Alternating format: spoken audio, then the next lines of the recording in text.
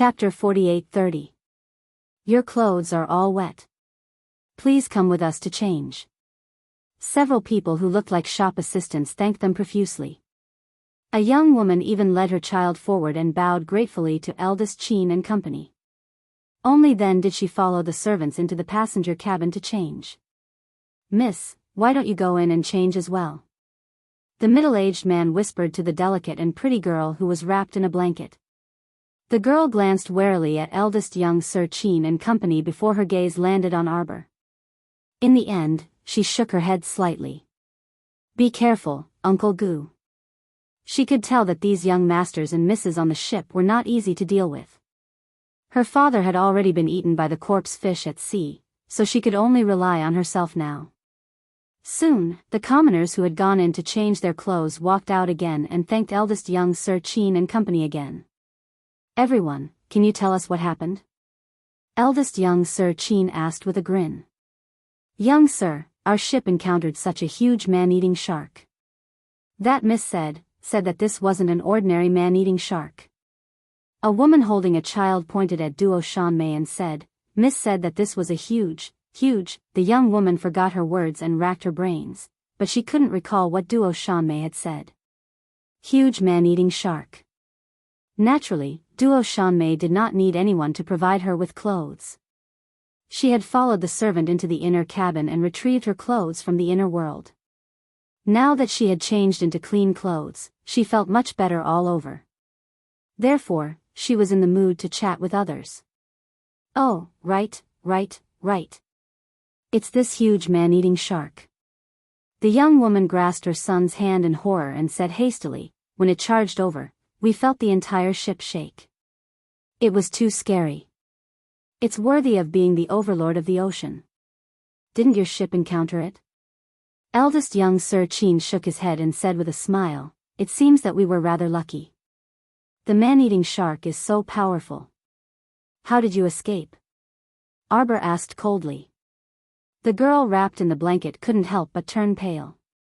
You're suspecting us?" "Doubt?" The young woman's face was filled with confusion. She quickly waved her hand and said, No, we didn't escape. At that time, our boat was capsized by a shark. We had no choice but to fall into the water. At first, I thought that Kuei and I were definitely going to die. Who knew that it would be so coincidental? Before the carcass shark could reach us, we were hit by a stream of water. At that time, many people were taken out, including me and my son. The woman recalled as she spoke. Sigh, it was so dangerous. Xiaomu glanced at her and saw that woman making a fuss and gesticulating with her hands in an extremely pretentious manner. Water flow? Yes, it was an extremely hot current. Many people who weren't slapped away were trapped in the current. If they weren't eaten by the huge wave of corpse fish below, then they would be cooked into shrimp. An old man nodded and confirmed the truth of the woman's words. I didn't expect this trip to be so dangerous. Originally, I just wanted to take the Dayuan merchant ship, but I didn't expect that. Chapter 48:31. That elderly man heaved a long sigh. His eyes appeared somewhat downcast, as if he was recalling some of his deceased companions. He recalled that the old owner of the Dayuan merchant ship had also died in this unexpected calamity. The elderly man couldn't help but sigh, and he turned to look at the girl wrapped in the blanket. "Miss Fong, my condolences." "That's right, Miss Fong. The dead can't be brought back to life, so you mustn't be too grieved." The young woman also grumbled. She then looked at the girl wrapped in the blanket and said, "Miss Fong, the weather is turning cold now. It's uncomfortable for you to be soaking wet like this. How about I bring you over to change your clothes?" Miss Fong and her brother were the same as them. They were ordinary people and didn't have their own inner world. This blanket was given to Miss Duo by a male cultivator beside her. He kindly lent her a blanket to wrap herself in after seeing that she was drenched from head to toe and didn't look too good with all her curves exposed. Miss Fong tightly grasped her brother's small hand. When she heard the boy sneeze twice, her gaze finally softened. She nodded and said to the woman, thank you for your trouble, eldest sister-in-law Yang. Eldest sister-in-law Yang smiled and said, I. She turned around and said a few words to a boy servant on the ship before asking him to lead the way and accompany Miss Fong and her brother to change their clothes. Arbor glanced at them and said, I'm sleepy. During this period of time, she needed to recover her divine sense as soon as possible. After taking some pills, sleeping or meditating was the best way to digest the energy. Eldest young Sir Chin smiled at her. All right, then you go rest first. I'll make arrangements for these people. Arbor ignored him and grumbled in her mind, if he doesn't make arrangements for these people, do I have to make arrangements for them? The little fellow was used to being a hands-off shopkeeper. She returned to her room to rest and didn't care where eldest young Sir Chin had arranged for those people outside. By the time she finished taking the suppressing beard pill and meditated for a while and opened her eyes, the entire morning had already passed. It was time for a pleasant lunch again.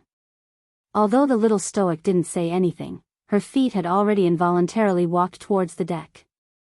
After interacting with her for so long, the young sirs of the Chin estate all knew of this little stoic's strange habits.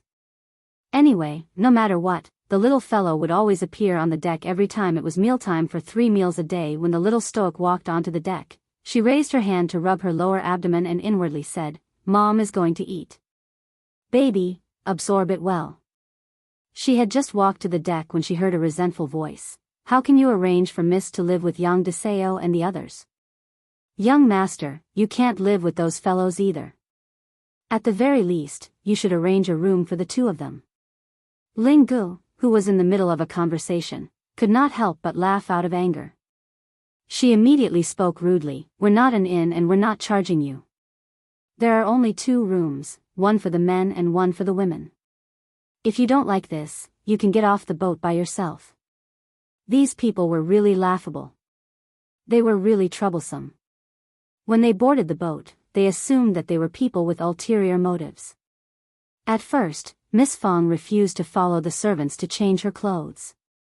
Later on, she was so wet that she couldn't stand it anymore, so she followed the young woman, Yang Deseo, to change into clean clothes. When he was changing his clothes, his expression was very ugly. His face was full of disdain for the coarse clothes of the servants. Now that she had arranged a place for them to rest, trouble came again. Did they really think the whole world was their parents? You were already fished out, yet you still didn't know how to stop. Chapter 48-32. When Steward Gu of the Dayuan merchant ship heard Ling Ji's words, he quickly smoothed things over with a bitter smile. It's not that I don't know what's good for me. There's a reason for this. Miss Fong's brother is afraid of coming into contact with strangers and is not suitable to stay with us men. Steward, please arrange another room. It's fine even if it's smaller. Just let the 2 of them live together. No. Ling Gu waved her hand impatiently. There are no extra rooms. Duo Shanmei rolled her eyes and thought to herself, it would be strange if there are no rooms. The 3 cabins to the left of the little crown princess are all empty. The little crown princess was staying on the 3rd floor of the ship. There were a total of 4 rooms above.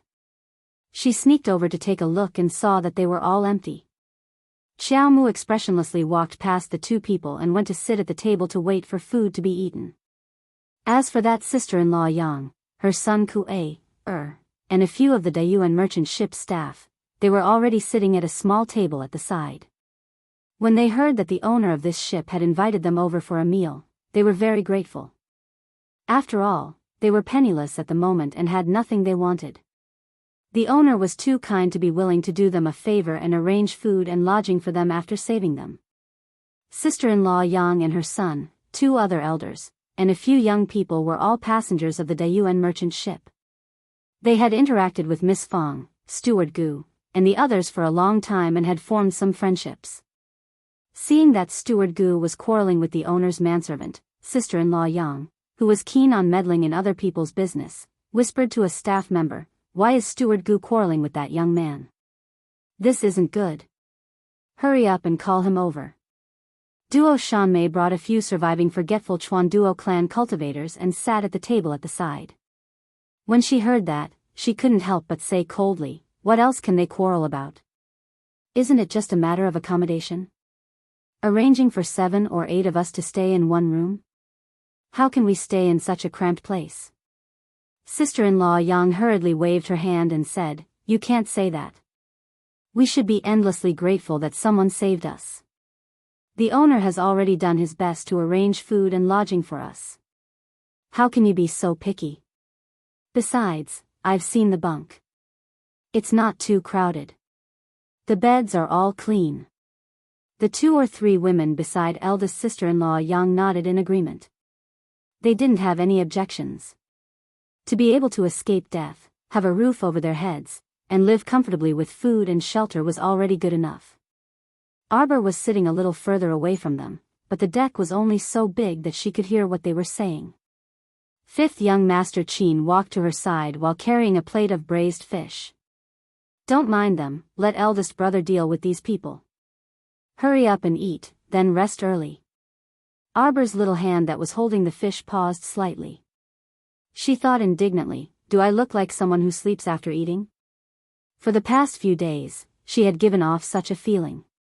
After he finished eating, he went back to his room to sleep. After he had slept enough, he came out to continue eating. She didn't like to talk to people, and she didn't like to talk either. Sometimes, in order to make her talk, you would talk a lot, but she would look at you as if you were an idiot. You wouldn't be able to continue at all, and the conversation would come to an abrupt end. At this speed, we'll reach the vicinity of the Pond Lotus sacred land by tomorrow night. Do you want to enter that mystic realm together? The little stoic didn't bat an eyelid and feigned indifference. Up to you. Then how about you stay on this ship? The little emperor said impatiently, we'll talk about it when the time comes. Seeing her displeasure, the 5th young master hastily nodded. Okay. 10 o'clock. Chapter 48-33. Humph, of course she had to enter the mystic realm. If she didn't enter the mystic realm, how could she find Lien's soul and break away from them as soon as possible? The 5th young master smiled bashfully at her. I won't be able to take an afternoon nap in the mystic realm. Arbor? Do I look like someone who likes to nap so much? When the 5th young master saw her casting a sidelong glance at him, he hastily nodded sensibly and said, then we'll see when the time comes. Jojo, eat more. Is this celery stir-fried not delicious? The little emperor replied expressionlessly, I don't like vegetables. When eldest young Master Qin walked over, he heard his 5th brother stuttering to the little stoic, but, this green vegetable, you still have to eat a bit. The little stoic was impatient. Why are you so long-winded? She paused and then said with a humph, bring it over. The 5th young master hastily brought the plate over. The eldest young master couldn't resist wanting to laugh and walked over to greet her. Stoic. The little stoic, bah, you're the stoic, your whole family is stoic. What do you plan to do with those people? She pretended to ask carelessly, and her chopsticks moved to the fish fillet on the side. Eldest young Master Qin was a bit amused. He picked up a clean pair of chopsticks and tilted his head to look at her. Stoic, if you're worried about them, then say it directly. If you don't say it, how will they know your intentions, right? What do I have to worry about? The little crown princess stuck out her small head and humphed nonchalantly. The eldest young master pursed his lips and smiled. Fine. You're not worried, but I'm worried, all right? Humph. When we reach the Pond Lotus sacred realm tomorrow, we'll definitely have to stay there for a while. The eldest young master said, at that time, we'll have the ship send them to their destination and then come back to pick us up. After hearing the eldest young master's plan, the little stoic didn't utter another word. Eldest young Master Qin knew that she was reassured, so he smiled and didn't expose her. He used his chopsticks to pick up a piece of braised fish and slowly put it into his mouth, praising in passing, 5th brother, your culinary skills are getting better and better. Fifth young master Qin was a bit embarrassed from the praise, and he hastily waved his hand. Just make do with it. Arbor looked at the fifth young master curiously. You cooked it? The 5 young masters hurriedly nodded. The little emperor said proudly. It was very rare for him to praise her. It's indeed not bad. Fifth young master Qin's pair of fawn-like eyes suddenly brightened. Duo Shanmei sat at the dining table with a complicated expression. She held a white steamed bun in her hand and chewed without tasting the food. Her eyes would occasionally glance at the nearby little stoic. Compared to the crude food on their table, the little stoic's table had chicken, duck, fish, and meat, as well as pastries and soup. It was simply too sumptuous. She chewed on the steamed bun like she was chewing wax. She glanced at the 3 side dishes on the table with disdain: pickled vegetables, shredded radish, and a small plate of soybeans. Speaking of which, these days were really unlucky for her. Ever since they were thrown into the sea by the little stoic on that deserted island and had their spiritual senses and cultivation sealed, their successive encounters were simply indescribable. When they were truly unlucky, they could even stuff their teeth with cold water. Not only was their inner worlds plundered clean by that scoundrel stoic, but they would also encounter several corpse fish from time to time as they floated on the surface of the sea in fear and trepidation. Fortunately, even though they had lost their cultivation, they still had some defensive artifacts on them. They relied on these items to barely survive. Chapter 48-34. She now knew that the owner of this ship was the Qin estate's young master. Previously, when they were rescued and thrown into the water by the eldest young master, she felt that this matter was definitely related to that expressionless face. Without cultivation and spiritual senses, it was actually extremely dangerous to drift on the sea for a few days. Fortunately, they were lucky and didn't encounter a large group of zombie fish. Otherwise it would be difficult for the Wangchuan duo family to even protect the remaining 10 survivors. After drifting in fear and trepidation for several days, they finally encountered the Dayuan merchant ship and were rescued. They didn't expect to encounter a crazy attack from a giant zombie shark the next day. It wasn't entirely true to say that she, Duo Shanmei, was extremely unlucky. At least she was still alive now. Even if she was lucky, she couldn't have been allowed to drift on the sea for so many miserable days and still be eating salted vegetables and steamed buns. Hey, why are you making so much noise? A kind voice came from behind Ling Gu. Ling Gu was annoyed by the pestering steward Gu and her expression turned ugly. When she heard his voice, she turned her head and looked over together with steward Gu. What entered her sight was a pot-bellied old man in his 60s with a smile like a Maitreya. His sparse forehead was smooth, and he wore a yuanbao hat. When he walked, his big belly bounced up and down, making him look extremely kind. Ling Gu hurriedly bowed and respectfully called out, "Grandfather Luo." "Ling Gu, how can you be so rude to a guest?" The old man smiled kindly and turned to the red-faced Gu Dazhong. "This guest, I'm really sorry. What did I do that made you dissatisfied?" When the old man said this, Gu Dazhong rubbed his hands uneasily. After all, the other party saved them first. Now that he was arguing with the host for so long because of the accommodation, it wasn't very kind of him. However, for the sake of his young mistress and young master, he had to bite the bullet and be this annoying person. Gu Dazhong told the old steward about the young master's situation. Elder Luo smiled and nodded. "Then, how about this? There's a small compartment next to the bunk. Usually, it's used to store the servants' clothes and sundries. I'll order people to clean up this small room for young mistress and young master to live in. Is that okay?" Gu Dazhong heaved a sigh of relief and nodded gratefully. "Thank you for your trouble, old steward." Sure. Elder Luo replied with a smile. Omega Kotoku walked down the stairs and glanced at the people standing at the staircase. "Elder Luo, what's the matter?" "It's fine, second young master. This old servant can arrange everything here," Elder Luo said with a smile. When second young master Qin heard this, he nodded apathetically and walked past them. Miss Fong, who had been standing by the side from the beginning to the end and waiting for Steward Gu to finish negotiating with the other party, held her younger brother's small hand tightly. Only then did he walk forward and whisper to Steward Gu, "Uncle Gu, what did they say?" She and her younger brother were ordinary people, and their hearing was average. From such a distance, she only knew that Uncle Gu had been talking to someone with an excited expression, but she did not know what they were talking about. Lieutenant General Gu repeated Elder Luo's words to the young lady. Miss Fong's face showed some disdain. "Uncle Gu, you want us to stay in the storage room where the servants store their clothes and hats?"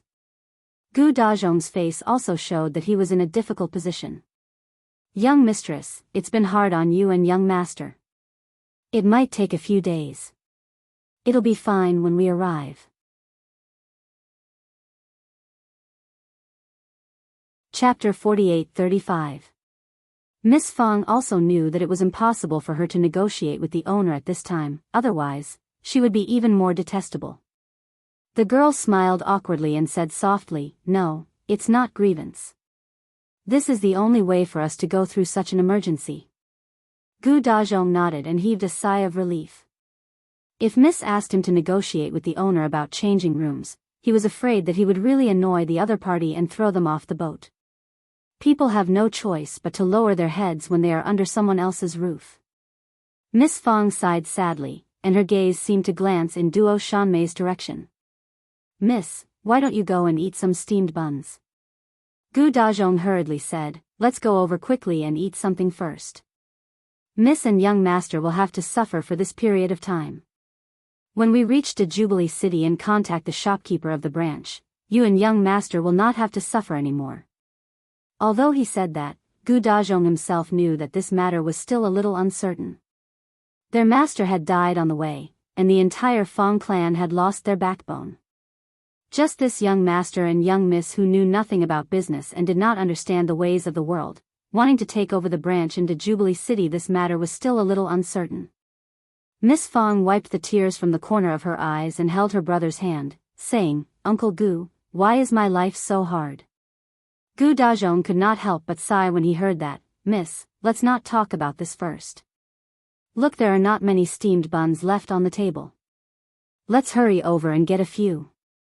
When they walked over, they realized that the steamed buns on the table were already gone, and there were only 1 or 2 soybeans and 2 or 3 salted vegetables left on the side dishes. Gu Dazhong was stunned. When they looked over from afar, there were still some leftover food on the table. How could it be that in just a few steps there was nothing left? Miss Fong looked at the mess on the table and thought about her wealthy life back home. She sighed even more sadly. "Forget it, Uncle Gu, let's go back to our room first." A Wang Chuan Duo clansman at the table smiled awkwardly at Gu Dazhong. He coughed and took out 2 steamed buns from his inner world. "Shopkeeper Gu, take this and eat it." Miss Fong glanced at the cultivators with a face full of resentment. She bit her lip and pulled her brother away. As cultivators, if they couldn't eat, they could store some food for themselves. It was all her fault for not being able to cultivate. She didn't even have 1 or 2 inner worlds. It was impossible for her to store food like others. Seeing Miss Fong leave with tears in her eyes, the practitioners felt even more embarrassed. They hurriedly stood up and said uneasily, Fong, I saw that no one wanted to eat. Only then did we put away the remaining food." Yes, so as not to waste it. I didn't expect that Miss Fong and her brother haven't eaten yet." The other party coughed awkwardly. Miss Fong's sorrowful and pitiful expression just now was too pitiful. Duo Shanmei was speechless. This Miss Fong shouldn't have left crying over a steamed bun, right? She reflexively glanced at the little stoic again. The stoic face was very perceptive and immediately shot a glance at him, meeting his gaze head-on. Duo Shanmei's heart skipped a beat, and her eyes narrowed slightly. These past few days, she didn't dare to appear in front of the little girl. After all, the Wang Chuan Duo clan and the little girl still had unresolved grievances and grudges. Chapter 48-36. There was no guarantee that the little stoic would remember something and want to settle accounts with her when the time came. Just like now, when she was being stared at by the girl's cold eyes, Duo Shanmei felt a trace of uneasiness from the bottom of her heart. Some thoughts flashed through his mind. For example, the Forgotten River Duo clan had joined forces with the Dragon clan to encircle the little girl before. Another example was her family's Duo Shanming. Right now, he seemed to still be imprisoned on a deserted island by the little stoic, and his whereabouts were unknown. Xiao Mu merely swept an apathetic glance at Duo Shanmei before retracting her gaze. While sleeping in the Datong bunk at night, Duo Shanmei kept recalling the little stoic's cold, electrifying gaze. She repeatedly wondered if this stoic would come to seek revenge on her in the middle of the night. It was unknown when it had started to rain outside. The raindrops gradually became heavier, and when they fell on the window lattice, it made a pitter-patter sound. This Duo Shanmei had always been suspicious and felt that there was a shadow floating by outside the window. She grabbed a random sword and hugged it close to her chest. Just like that, she spent most of the night in a daze. Just as he was about to fall asleep, he suddenly felt the hull of the boat shake. Duo Shanmei grabbed her sword warily and jumped up, yelling, "Who is it?"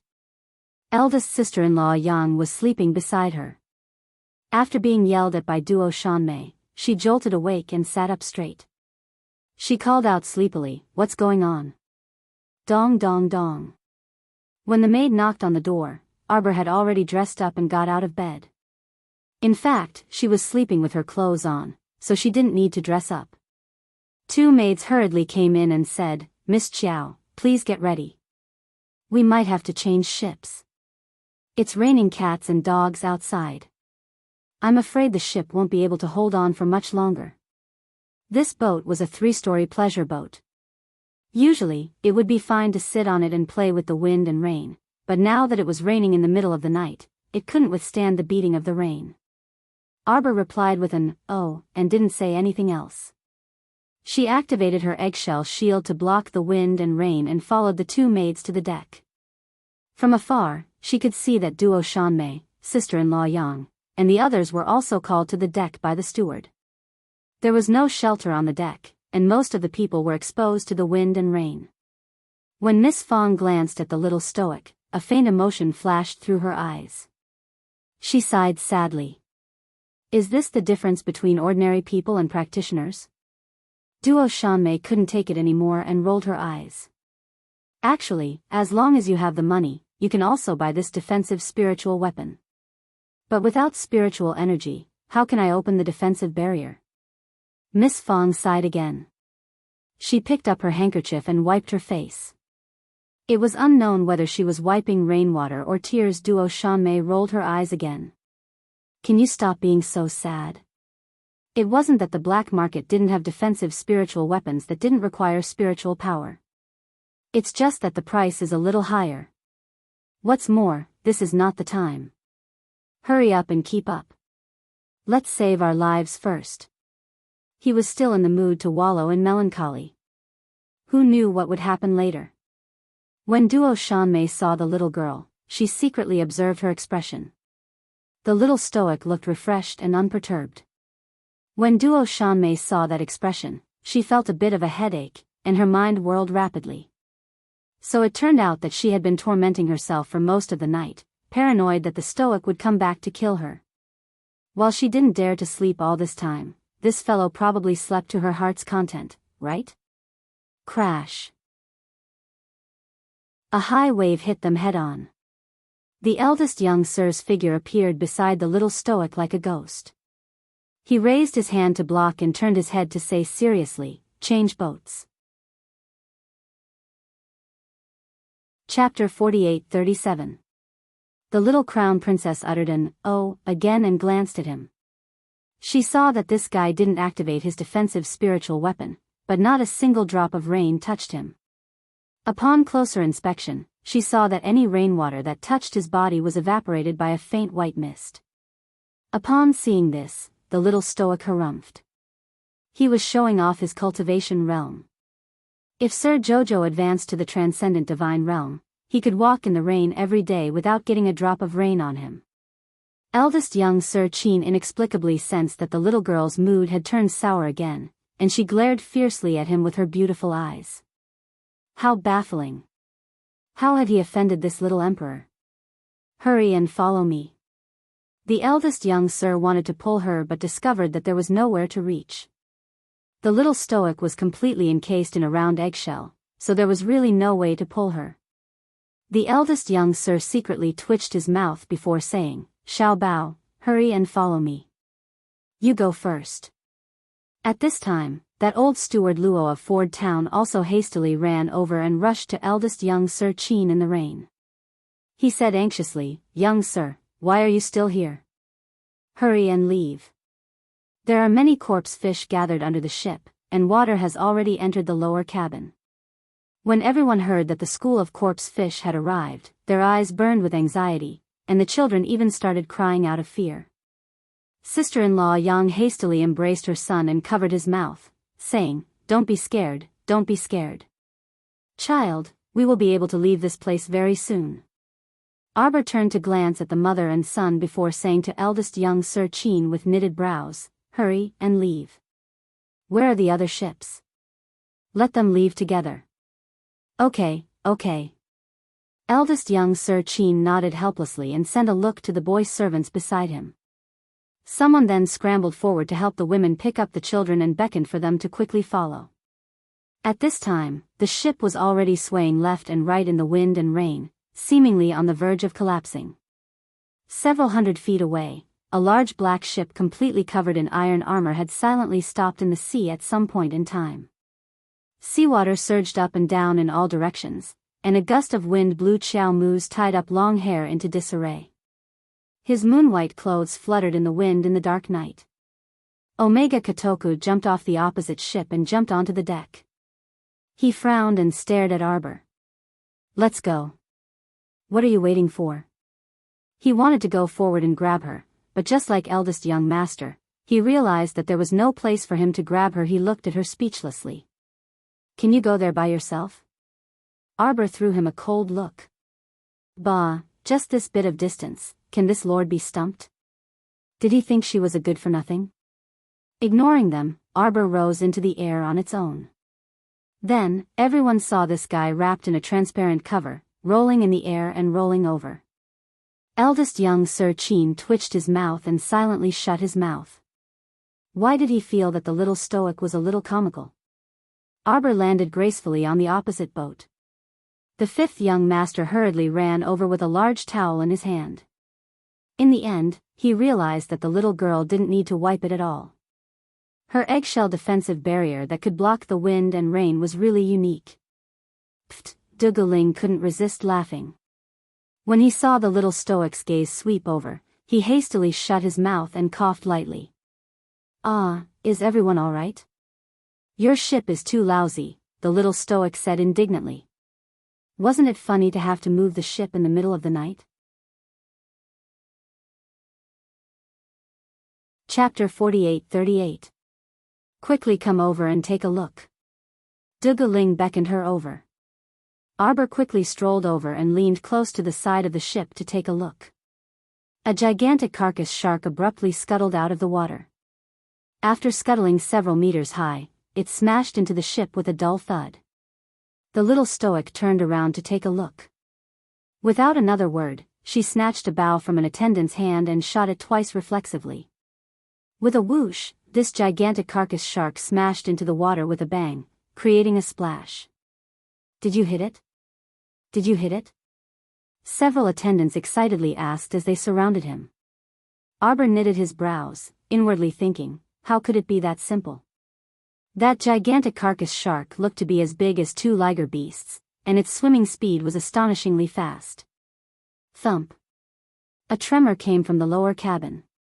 At this time, eldest young Sir Qin had already swiftly boarded the ship. He glanced at the little stoic. "You guys stay here and don't move. I'll go down to take a look." Arbor cast him a sidelong glance and silently took a small step back. "Don't worry and go." Eldest young Sir Qin, it wasn't like he was going to die. What do you mean don't worry and go? Why did he feel that the words coming out of this fellow's mouth were so unpleasant? Dugaling and the fatty with the purple gold hammer also flashed over and said in unison, "Eldest young sir, this subordinate will go with you." Eldest young Sir Chin didn't refuse them. The three of them jumped into the sea one after another, and their figures were instantly drowned by the waves. On the other side, several Qin estate servants were carrying sister-in-law Yang, Kuei, and the Fong family siblings towards the four-story ship. Miss Fong's pretty face was extremely pale from the cold. That young Sir Fong was struggling and screaming in the servants' hands, as if he didn't like being touched by the servants at all. The Qin estate's attendant also had a very unsightly expression. At first, he planned to carry young Sir Fong, but that child writhed in his arms as if he had seen a scourge and didn't like him approaching. This attendant had no choice but to grab young Sir Fong's collar with one hand instead. Who would have thought that when he flew out of the original ship, the child who was courting death began to wail like a ghost and howl like a wolf in midair. As he shouted, he wantonly shook his body. The attendant was pushed down by his twisting body, and at this moment, the carcass shark emerged from the bottom of the water, opened its huge mouth, and bit at the back of his foot. The Zither estate servants, who were on the four-story ship, all cried out in alarm when they saw this thrilling scene. Kai picked up a long bamboo pole and shouted at the servant who was holding young Master Fong, who was swaying left and right on the surface of the sea, Nyo, quick, quick, quick. Quickly. Come here quickly. Nyozi felt a gust of fishy wind coming from below. In the nick of time, he took a deep breath and jumped up with young Master Fong.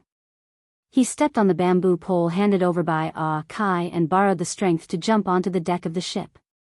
At the same time, the carcass shark spat out a ball of dark red mucus, which landed on the railing of the ship and corroded half of the railing. Boo-hoo, boo-hoo, big sister, big sister.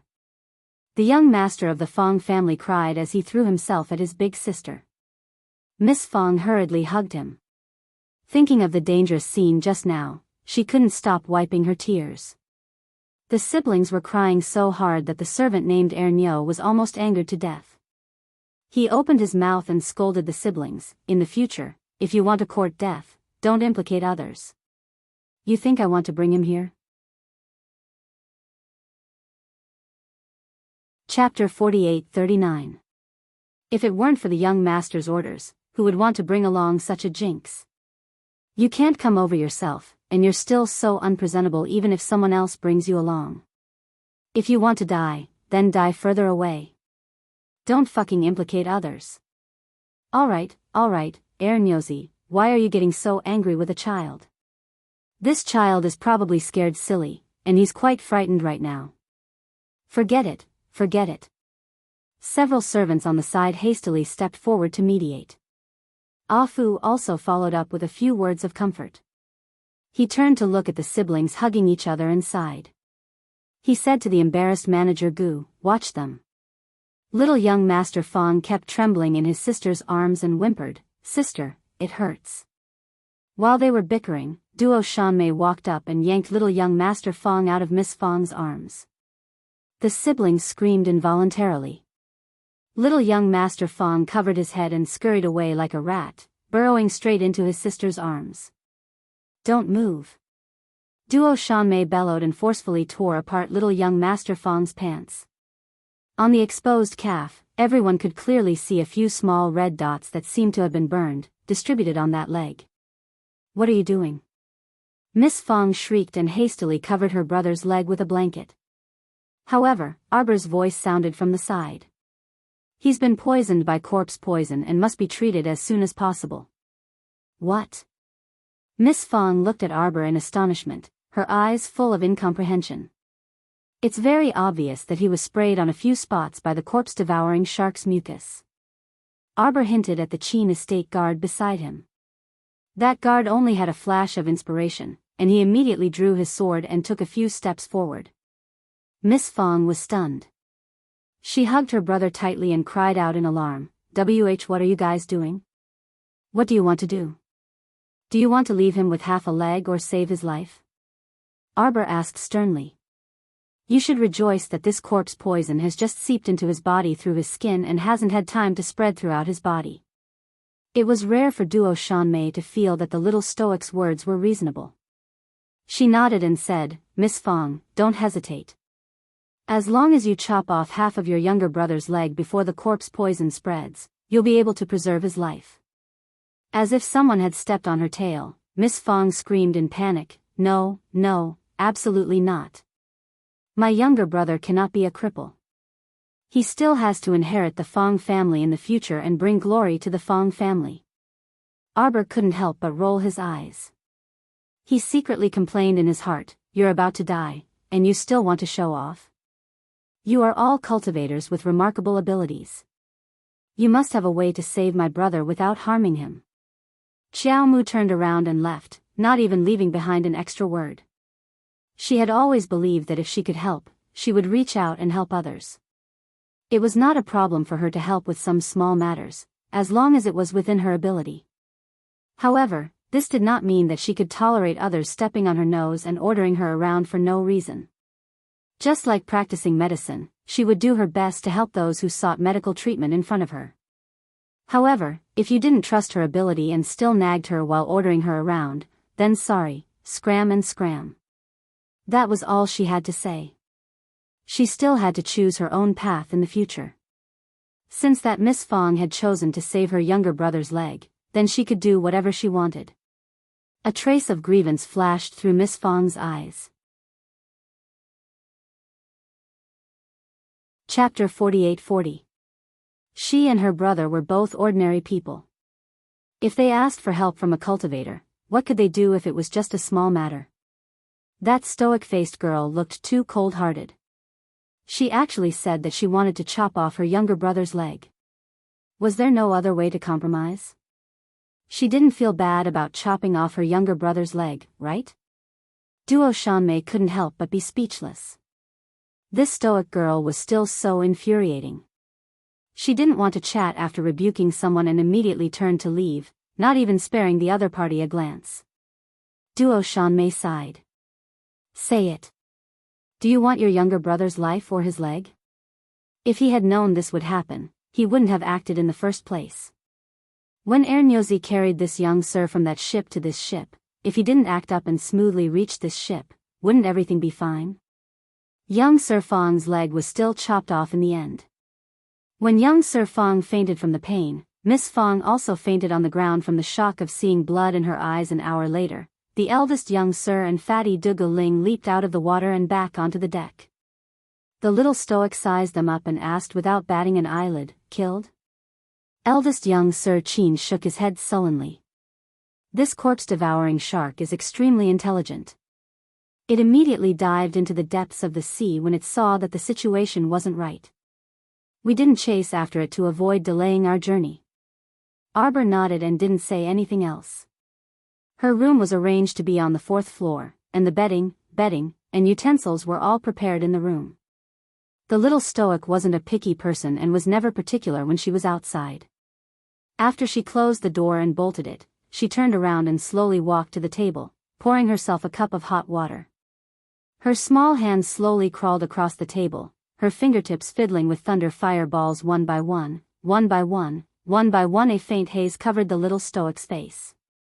Due to this storm, their ship deviated far from the course and had to make a detour for an extra day. Fortunately, everything went smoothly afterward and they didn't encounter any other unforeseen events. They also didn't run into that corpse-devouring shark with a bronze skull and iron bones. On this day, the wind was gentle and the sun was bright, and the sea was calm. Looking from afar, a golden luster danced in the depths of his eyes. 5th young Master Qin pointed ahead. "Do you see the golden beach ahead? The entrance to the pond Lotus Sacred Land is at the peak of that mountain."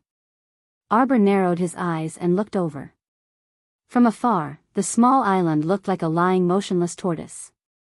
The tortoise's back was high, and it was a mountain covered in fine golden sand. It was no wonder that when he looked at it from here, his eyes were filled with a golden color and were swaying like quicksand. "The pool Lotus Sage Land is on this sea turtle island?" 5th young master couldn't help but cough lightly and correct him. "The outside world calls this island Lotus Pond Island." The little stoic was instantly displeased. "It's clearly a turtle island. Where are the lotuses?" "There are no lotuses anywhere." There was only an old turtle lying there, unable to crawl. Under the golden sand, it was completely bare. Other than some uniquely shaped reefs, there was only sand. Jojo, we still have to wait here for 2 to 3 days. Other than Forget Chuan and Murong, we've already obtained the keys to the other 4 families. The Murong clan has agreed to give us the keys, but they want to send 3 of their disciples to go with us. Eldest young Master Qin said, I've already agreed. Arbor uttered an oh. Eldest young Master Qin looked at her with a laugh. Could it be that Jojo has never heard of Forget Chuan and Murong? Chapter 48-41. Murong Murong, Murong Murong. Arbor's heart skipped a beat, but he didn't say anything and merely glanced at eldest young Sir Qin. Eldest young Sir Qin couldn't help but nod with a chuckle. That's what you're thinking. Your master, Murong Sun, is from the Murong family of Wangchuan. Arbor blinked. Speaking of which, you should be somewhat related to the Murong clan of Wangchuan. How is it? They should arrive the day after tomorrow. Aren't you a bit excited? Arbor glanced at him without a ripple of emotion.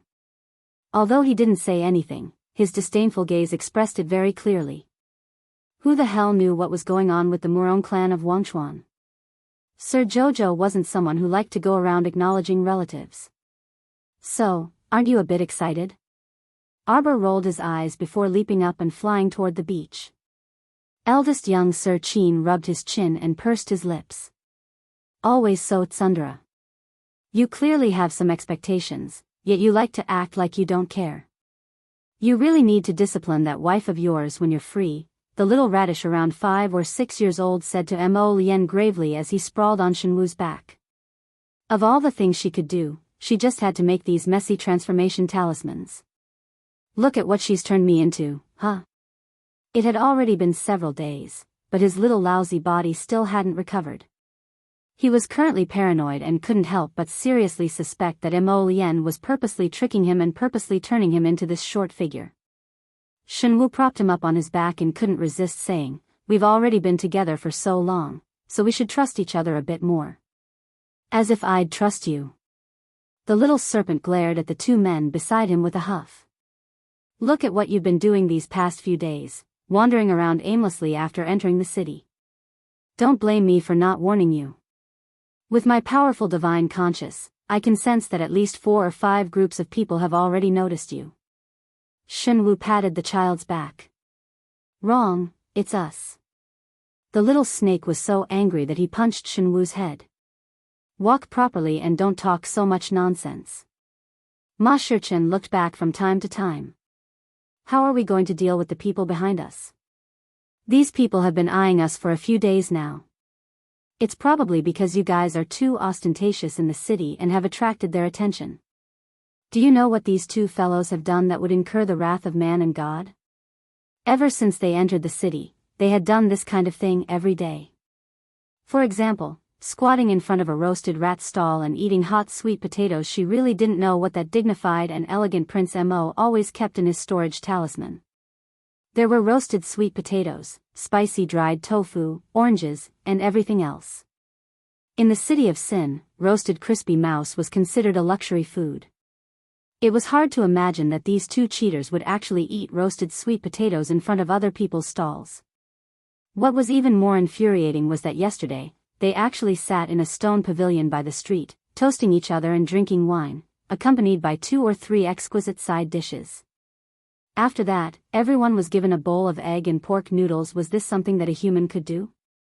Before entering the city, Shenwu had already reminded these 2 cheaters that the resources in the city were extremely scarce, and none of their belongings could be seen. Chapter 48-42. Alright, whatever Shenwu reminded them of, they would do the exact opposite. Shenwu reminded them for nothing. The number of crazy things these 2 had done could not be counted with 10 fingers. It was normal for them to attract 5 or 6 groups of people to follow them. At this moment, the venerable Peach Blossom Immortal took out a wine flask from his inner world and followed behind Mo Lien. He took a sip of wine to calm his nerves as they walked forward. Mo Lien, there are more and more people following us. Then why did you freaking show off your apricot wine? Is this person crazy? It's fine. Just like we said yesterday, enter the alley in front. Mo Lien nodded and quickly walked to the stone alley on the side. Ma Shichen immediately followed after him, intentionally or unintentionally turning around to glance behind him. Shen Wu hurriedly followed them in. Now that he knew Prince Mo's identity, he had a blind trust in His Highness. He always felt that Prince Mo would cheat anyone, but probably not his teammates. Has this kid always cheated others like this? The little snake pursed his lips and could not help but say. It depends on the situation, Yuan Shichen answered casually, then looked at him with a smile. What? Are you scared? Why would I be scared of him? The little snake puffed up his cheeks and snorted. If I recover, I can be a great help to you. Yuan Shichen smiled and looked at him without saying anything. Zhuo saw this guy's eyes and his heart instantly became uneasy. It can't be, right? Looking at Yuan Shichen's eyes, this black-bellied gaze, could it be that he wanted him to stay like this until they got out of the undersea abyss? Are you still brooding over what happened before? The little snake keenly sensed that the attack at the undersea abyss entrance might not be over yet. This Prince Mo was really not a good person. Why was he always holding a grudge? Yuan Shichen smiled and patted his head. Don't worry. One day, I'll take care of you. Yuan Shichen smiled meaningfully at him. When we fight later, follow Shen Wu and don't run too far. After all, with his current physique, if he were to fight, he would be pressed to the ground and beaten up. The little snake looked at them speechlessly. Judging from the attitude of these two black-hearted people, they really wanted to lure all the people from the city of Sin here and get rid of them in one fell swoop. He sincerely sympathized with the unlucky ones. This was clearly an act of pulling a line to fish. How could he have fallen for it? The people of the city of Sin had too much faith in themselves. As Mo Lien and Hechen turned into the stone alley, several groups of people looked at each other, then immediately chased after them without any explanation. In the city of Sin, food was the most precious luxury. They would often fight to the death for a bit of vegetables or a mouthful of meat. All the inner world items taken from the sinkhole had to be handed over to GC. After extorting them layer by layer, the amount of food they could obtain was very little. These people lived in the fear of starvation day and night. Many of them were ordinary people. When they were unbearably hungry, they could eat anything. The group of people swarmed into the stone alley. Although they felt a little uneasy, they did not feel fear or dread. In the city of Sin, outsiders with higher cultivation would be more unlucky and miserable. Chapter 48-43. So what was there to be afraid of? They were all ordinary people. Could it be that they couldn't win in numbers? The first group of people rushed into the alley and saw Mo Lien and Hechen at a glance. They were standing in the same spot and looking at them calmly. Being stared at by those two pairs of dark eyes, the people who chased after them felt guilty and panicked for no reason. However, they forcibly steadied the billowing waves in their hearts, and they even sent out a representative who looked rather pretentious to come forward and converse with Mo Lien and Hechen. Did the two of you come from above? The man pointed up and asked with a smile. Are you new here? After all, they had not seen these new faces 3 days ago. Ji Qin smiled and glanced at them without saying a word. What a coincidence. The person who spoke in front of them was someone they had met once when they were in the deprivation sinkhole. His name seemed to be Omuri. At that time, he was following behind the leader of the worshippers at the sinkhole. He seemed to be a small leader in the city of Sin. With Mo Lien's photographic memory, she had already recognized Omuri's identity with a glance. But they had changed their faces, so the other party would definitely not recognize them. Mo Lien and Hechen acted as if they had never seen Omuri. She glanced at them coldly and said, "Get out of the way. My friends, why aren't you answering?" Behind Omuri, a skinny man walked out. His deep-set eyes were filled with hostility as he stared at them. His eyes were filled with greed as he glanced back and forth between the two of them. There was definitely something strange about the inner worlds of these two people. In such a place, they could actually take out 2 bowls of hot noodle soup. They had never cooked anything before, so there was definitely something strange about it.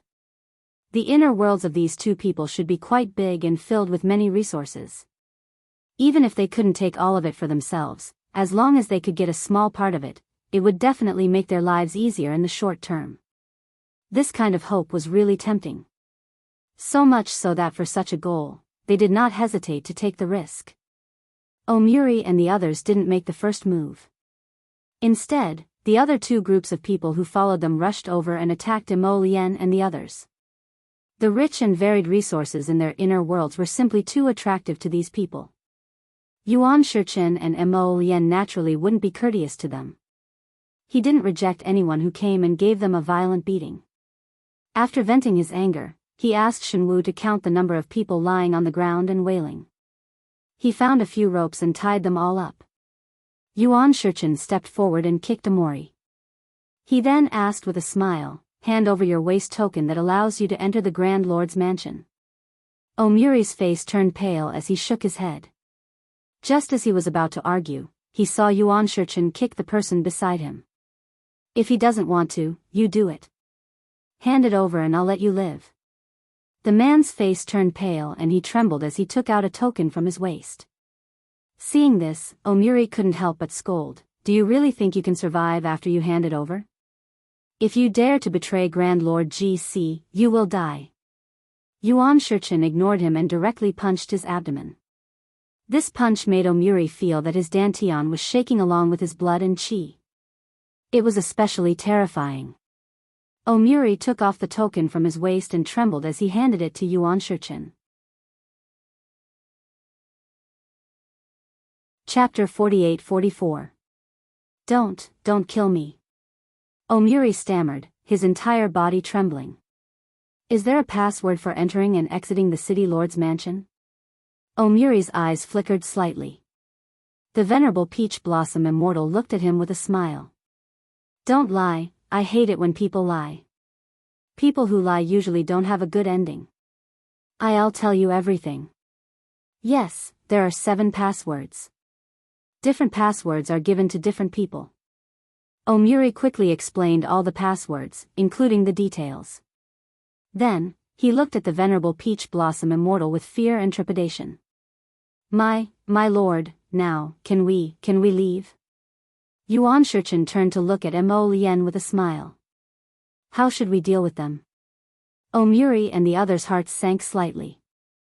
They wanted to gather their chi, but they were suppressed by a strong pressure. It was impossible for them to escape this place. So these people were really fishing. After hooking a group of fools, they were going to deal with them? Since they have no value, let's kill them. When Omuri heard the ordinary-looking middle-aged man say this, he could feel the cold murderous intent in his voice from a distance. "I think it would be better to sell them to people who make rat meat." Yuan Shichen joked, looking at Omuri and the others with a deep gaze. "That would attract too much attention." Imo Lien said faintly. The little snake asked incredulously, "What do you mean?" Were all humans speaking in such a tone? They were clearly talking about entering and exiting the Grand Suzerain GC's mansion. Why did they suddenly talk about rat meat? Shenwu pondered for a moment, then sighed. They are talking about those slaves. The little snake boy could not keep up with their divergent thoughts. He could not understand what they were talking about. Humans were really a strange species. They spoke in such a bold and imaginative way. Shenwu looked at him speechlessly. "Can't you use your brain? Are you going to believe whatever others say? Don't you think it's strange that there are people selling roasted rat meat in the streets and alleys of this city?" "What's strange?" Shenwu suddenly had a feeling of not wanting to talk to this idiot. It was a little tiring to explain. Although this human snake had lived for hundreds of years, it didn't have intelligence. Its intelligence was probably that of a 5 or 6-year-old child, right? "What do you mean?" The snake man shouted angrily. Zhichen, Mo Lian, and Shenwu all looked at him with indescribable gazes. It made one's heart feel stifled. How can there be so much rat meat? Shenwu couldn't help but roll his eyes and cry out, "It's just a sheep's head under the guise of dog meat." The so-called roasted rat meat was just some slaves killed in the karst cave mining area. Shenwu took a deep breath. In the end, he was still somewhat unable to continue speaking. This kind of thing was really cruel. But in a place like this, any kind of cruelty seemed to be normal. Most of the time, in order to survive, some people would probably do even more earth-shattering and cruel things. The snake man was stunned for a moment. He couldn't help but exclaim, "You humans are really too scary. You can really eat anything." Shenwu rolled his eyes at him, too lazy to continue talking to him. If he wanted to find a way out of this underwater abyss, he first had to deal with this group of troublesome people in the city of Sin. After that, he was able to settle down and search around the area. No matter what, he should be able to find a way out. Chapter 48-45. The Murong clan only sent 3 young men and women on this trip. Other than that, no one else came along. After the 3 of them boarded the boat, eldest young Sir Qin led them towards the little Stoic, and 5th young Sir Qin sighed with a smile. "Stoic, come and meet Forget Chuan and Murong's guests." Murong Yen and Murong Zhao were both 27 or 28 years old and were the cream of the crop among the clan's younger generation.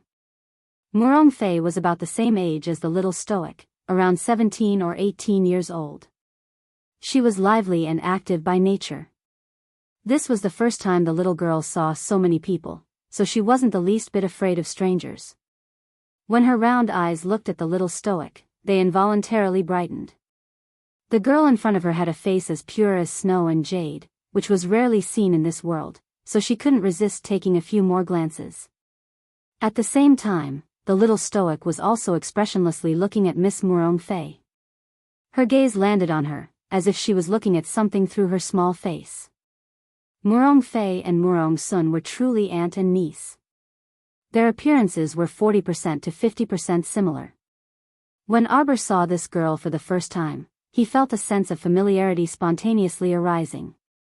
It was as if his master had pushed open that cold ice coffin and quietly walked to her side. "I think I've seen you somewhere before," Murong Fei finally couldn't resist saying after hesitating for a moment. "Apologies, my younger sister, Fei, didn't disturb this miss, right?" Murong Yen hastily apologized when he saw the little Stoic's taut face. His younger sister always liked to find something to talk about and could strike up a conversation with anyone. Unfortunately, not everyone liked to chat idly with others. For example, this bright-eyed little girl in front of him seemed to dislike the 3 of them. From the moment they met until now, he hadn't seen the little girl reveal half a smile. Thump thump thump. A wave of hurried footsteps approached from afar. Gu Dazhong saw Murong Yen and his siblings with a glance and immediately welcomed them with a beaming smile. "It really is you, young Sir Murong." Arbor originally wanted to find this Miss Murong Fei to speak a few words and ask her if she knew Murong Sun. Gu Dazhong's sudden interruption made the little Stoic a bit more displeased in her heart. However, looking at Steward Gu's happy expression of meeting an old friend in a foreign land, Arbor did not say much and silently took a step back. Murong Yen turned around and looked at Steward Gu, his expression slightly startled. "You are? The one beside Uncle Fong, Steward Gu?" Yes. Young master has a good memory. We've only met once back then, so you still remember me." Manager Gu said with a face full of joy. "I really didn't expect to meet young master here." "Oh, that's right. My young miss and young master are also on this ship. Young master, let's go over and have a chat."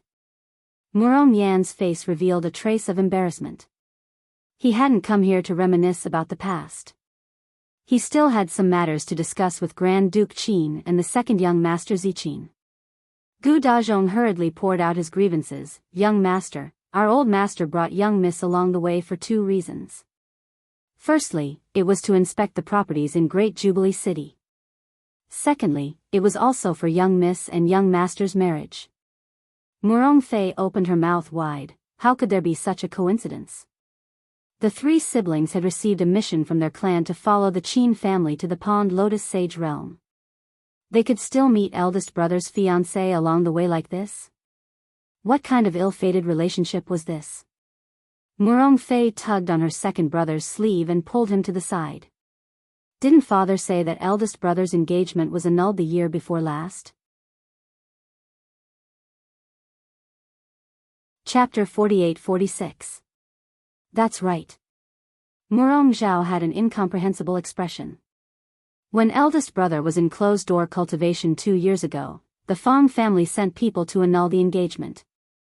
They said that the girl couldn't afford to wait and wondered if eldest brother would enter closed-door cultivation for several more decades. It wouldn't be good to keep delaying the marriage. Murong Fei nodded. She was also very clear about this matter. Back then, the Fong family brought people to denounce him, and her father apologized awkwardly. Eldest brother and that Miss Fong were originally not too compatible. With eldest brother's current mystique venerable cultivation, he probably still had several hundred years to live in the future. Miss Fong had never cultivated and was only a normal person. She absolutely couldn't accompany him for his entire life. Therefore, she remembered that when the Fong family proposed annulling the engagement, her father readily agreed. Why was this manager Gu talking about this marriage as if they were close friends now? Could it be that Miss Fong was unable to get married, and the Fong family's master regretted it afterward? And when he saw eldest brother coming out of closed-door cultivation, he wanted to pick up this marriage and establish a relationship with their Murong clan again? This was too comical and laughable. Murong Fei couldn't resist shaking her head. Suddenly recalling something, she quickly walked to the little stoic side and said with a smile, "Little miss, I remember where I've seen you before." Murong Fei said with bright eyes, "I've once browsed through all the information about the holy water sect that aunt is in. You're my youngest aunt's personal disciple, right?" With Murong Fei's mention, Murong Zhao's memories also came back. He hastily nodded and said, "Right, no wonder I found you strangely familiar. So you're a disciple of the Holy Water sect." Arbor glanced at them and pretended to ask casually, "You all know about Master's matter?" Murong Fei withdrew her playful expression and nodded solemnly. Back then, the Holy Water sect's destruction dealt a huge blow to father and my uncles. Our clan sent people to Seekong planet to investigate the truth, but at that time, the entire Holy Water peak was enveloped by withered vines and ancient trees. The main peak was razed to the ground, leaving not many traces behind. However, we could still analyze some clues. Murong Fei said seriously, "The clan has always sent people to investigate this matter. After a period of close observation, we followed the clues and found the direction of Shantian Prefecture. However, when we arrived, the entire 6 prefectures were in turmoil. There was a hidden force sweeping through the 6 prefectures like a hot knife through butter. Right now, the authority is completely under Shantian Prefecture, in the hands of that Shantian Prefecture's prefecture lord." Murong Zhao nodded. "In order to find out the cause of Little Ant's death, we could only send people to secretly capture the Shantian Prefecture's prefecture lord." What? Arbor had been listening and didn't say anything. Only a faint sense of melancholy lingered in his heart. Isn't this the right way to treat your family? Regardless of the reason, Murong Sun left the Murong family of forgetfulness and headed to the lower star domain to develop herself. However, the clan still kept Murong Sun's whereabouts in mind. Once they received news of her death, they would definitely send someone to investigate. Not every family was as cold as Wang Chuan Longsher to his mother, right? When Arbor abruptly heard Murong Zhao say that they captured the Shantian Prefecture's prefecture lord, he couldn't help but raise his voice. Shit, it can't be, right? She had been busy all day recently and hadn't contacted Duanzhong for a long time. Could it be that this old fellow Duanzhong was captured by someone? Chapter 48-47. Seeing her agitated reaction, Murong Zhao and his sister hastily asked, "Is there a problem?" "According to our investigation, there is conclusive evidence that Shantian Prefecture accounted for more than half of the people who attacked the Holy Water sect back then." Arbor glanced at the siblings and asked exasperatedly, Done I mean, you guys captured that Shantian Prefecture's prefecture lord, Gung Pengcheng, and brought him back to the River of Forgetfulness? That's right. Murong Fei said solemnly. We sealed his divine sense at the first moment and imprisoned him in the dungeon for interrogation. That old punk was also stubborn and refused to confess at all. The strangest thing was that the soul searching was ineffective against him. Arbor, you guys really searched for the wrong person. She could even imagine that old punk Dunju's bitter melon face, his small hands clutching the 2 bars as he wailed, Master, little master. Save Dunju. Peach blossoms, save your Dunju. Arbor couldn't resist massaging his throbbing head and vaguely seemed to hear Dunju's miserable cries. What a pitiful old punk. Why was he so unlucky in this lifetime? When did you guys capture Dunju, that Shantian Prefecture's prefecture lord? When? Murong Zhao and Murong Fei pondered for a moment before replying, probably around 3 months ago. Arbor widened his eyes in astonishment. Then you guys have been detaining him and torturing him? Murong Fei smiled embarrassedly. That's right. Cough, actually, we didn't want to detain him. It's mainly because this guy doesn't speak the truth. His words don't match and sound like he's making up lies. Arbor was speechless and said after a moment of silence, Can you guys release him first after returning? You know him? Murong Fei was startled and sized up Arbor.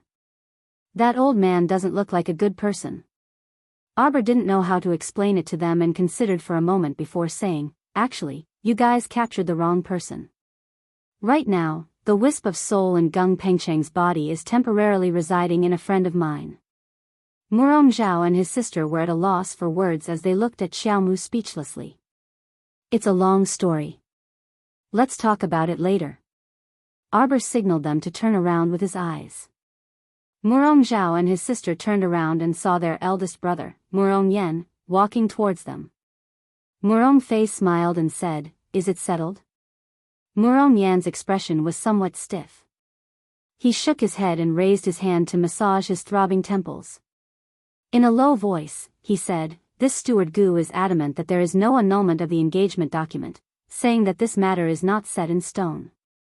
Therefore, the engagement still exists. Everyone looked at each other. His big brother was being blamed by someone. Murong Fei's little face puffed up in anger. Back then, they were the ones who wanted to break off the engagement. Now, they are also the ones who refuse to break off the engagement.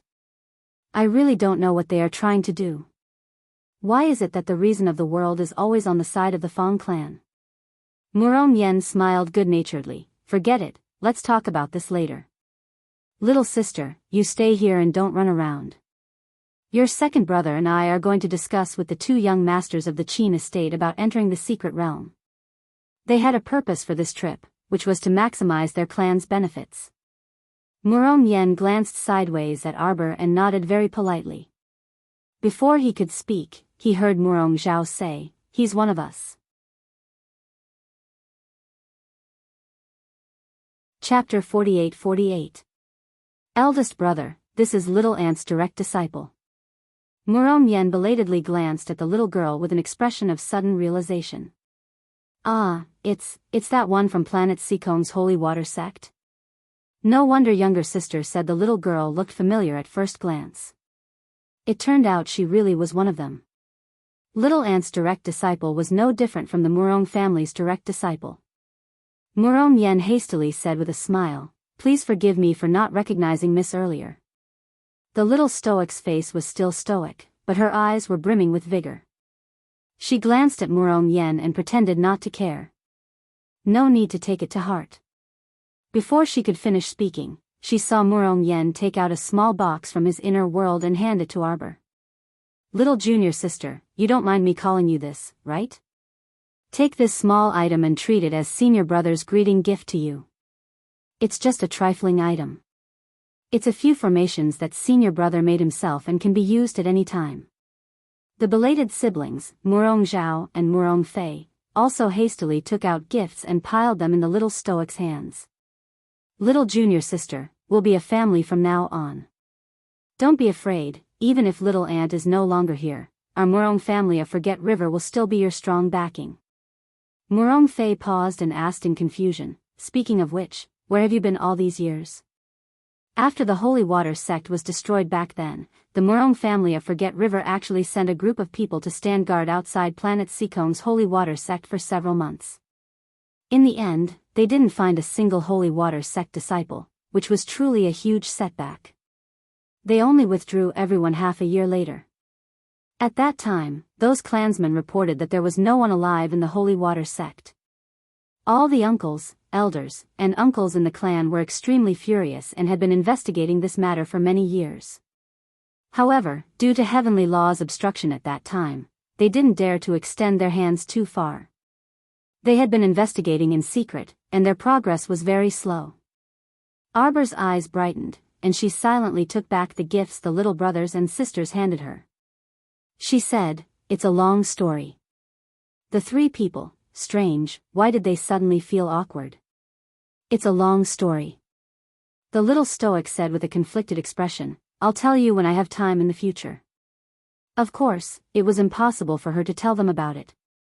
It would be better to bring them to the current Holy Water sect and send a talkative senior sister to tell them about it. Murong Fei smiled happily. "That's good too." The little stoic's mouth twitched. She originally wanted to tell them that Murong Sun might still be saved. But on second thought, in order to avoid having too much hope and too much disappointment, it was better not to talk about it for now. Perhaps in the future, he would be able to save his master. At that time, he would let his family meet. Wouldn't it be better to be surprised and happy? "Everyone, are you done catching up?" Eldest young Sir Chin strolled over with a grin and glanced at the little girl's calm face. Bah, this little girl still wanted to lie to him? She was clearly very happy and excited on the inside. If it weren't for them being present, perhaps the little stoic would have already pulled that Miss Murong intimately to the side to chat. "Jojo, is it okay if you share a tent with Miss Murong tonight?" Arbor nodded without any objections, but Murong Fei appeared very happy. "You've stayed on this sea turtle island for 2 days already, right?" Before Arbor could complain, eldest young Sir Chin nodded and said with a smile, "Yes, everything is ready. We're just waiting for your key." Murong Fei's hand reached into her bosom. Chapter 48-49. He took out a very ordinary cloth pouch and poured out a gilded copper key from it before handing it to eldest young Sir Chin. Eldest young Sir accepted it very politely with a smile. At the same time, he took out 4 other gilded copper keys that looked exactly the same in terms of specifications and quality. When the 5 keys were placed together, they emitted a bright glow under the sunlight. Arbor's large eyes glanced at those 5 keys before retracting her gaze. Eldest young Sir Chin walked to her side with a smile. "Jojo, I'll leave these keys to you for safekeeping." Arbor looked at him strangely. Eldest young Sir chuckled and placed all 5 keys in her hands. "All right, you can go rest. Today, 5th brother told me that you didn't take an afternoon nap. You must be exhausted, right?" Arbor rolled her eyes. She really wanted to refute that her sister didn't need to take an afternoon nap every day. Recently, she had been working too hard in order to recover her divine sense as soon as possible. Who took an afternoon nap? The little fellow put away the 5 keys and silently glanced at eldest young Sir before walking towards her tent. Murong Fei hastily followed and excitedly asked, little junior sister Jojo, with my condition, we still have to stay here for 4 to 5 days?" Arbor nodded and led her towards her tent. The entrance to the Pond Lotus Sacred Realm had to be opened, or else they wouldn't even be able to enter the secret realm's main entrance. Along the way, the island was barren without any resources other than rocks and sand. A row of tents of various sizes were crowded together on the sand and rocks, forming a circle of varying heights. "I see that this tent area is quite crowded. The Qin estate of the Divine Province must have emptied most of their assets and moved all of them to the Pond Lotus Sacred Realm, right? We saved more than 20 people along the way," Arbor explained reluctantly.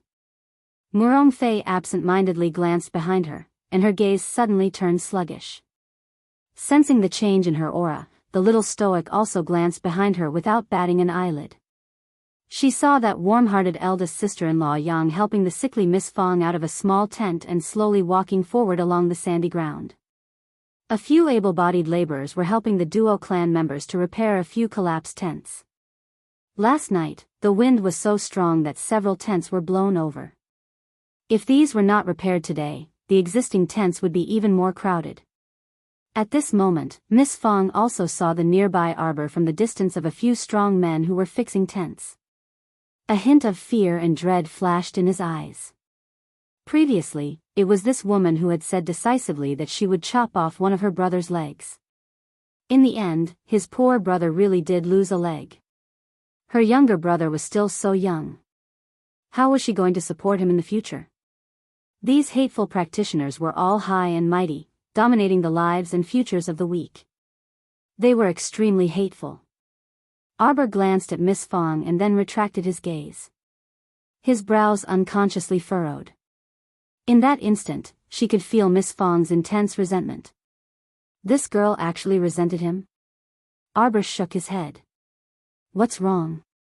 Murong Fei keenly sensed that there seemed to be some animosity between Arbor and Miss Fong. Speaking of which, it was strange. How could a quiet person like the little stoic have a conflict with Miss Fong? Arbor led Murong Fei back to his tent. Senior sister. Chapter 4850. The little stoic said with a stoic face, "Go rest first and come out to eat in a bit." Fuck, what is that thing? Quick, quick. Get out of the way. Hurry and disperse. It's crashing down, a series of exclamations rang out. Arbor looked up and saw a bird-shaped flying device crookedly crashing into the tent area ahead. That collision looked like it was going to destroy heaven and earth. Everyone screamed as they fled from their tents one after another and swarmed toward the area where Arbor and Murong Fei were standing. From afar, they saw that bird-shaped flying spirit tool somersaulting a few times in the air before swooping down toward the ground. Boom! After a loud noise, the front cabin of the flying spirit tool plunged into the sandy ground, raising a row of tents nearby to the ground. A duo clansman was strenuously propping up a tent. When he saw this scene, he was so shocked that he couldn't close his mouth in time and ate a mouthful of dirt on the spot. The tent that had just been set up in front of him was torn to pieces with a crash. Everything fell apart. Young Master Omega Kotoku rushed over when he heard the commotion and hastily ran to the little stoic's side to ask, "Are you all right?" Arbor was baffled. What could happen to her? She was already quite a distance away from where the flying spirit tool had crashed. What problem could there be? Young Master Omega Kotoku sized her up. Seeing that she was indeed fine, he nodded and instructed, "Stay here and don't move." The little stoic. It was really annoying. Everyone always liked to say this to her. After glaring at Omega Kotoku's back, the little stoic tugged at Murong Fei beside her. "Let's go over and take a look." Murong Fei's lips curved. How could she not watch a good show? She naturally agreed gladly. The two of them quietly ran over. When they got closer, they saw a large circle of people gathered there. There was a large pit in the middle. Half of a bird-shaped flying spirit tool was buried in the pit. It took a long time for the door of the air transportation spiritual tool to finally open from the inside. A brownish-yellow spirit dog that was barking madly jumped out from inside. When it saw the group of people staring at each other, it didn't care about anything else and barked at them. Until a lazy voice called out, "Shut up." Only then did the big fellow stop its incessant barking. It hopped over to the side of the spirit tool cabin and used its claws to crawl down the cabin door. He saw a young man in white who looked to be about 20 years old climb out of the spirit tool cabin. She raised her hand and patted the dog's head. Then, she turned her beautiful eyes and met the Omega Kotoku's lukewarm gaze. So it's young Master Yun from Shang Yuancheng. It seemed that Omega Kotoku recognized the person in front of him. Arbor thought for a moment, then he took a few steps forward and stood a little closer to Murong Fei, watching the show. Ah, it's really a small world. That young Sir Yun pretended to be surprised and then lazily walked forward.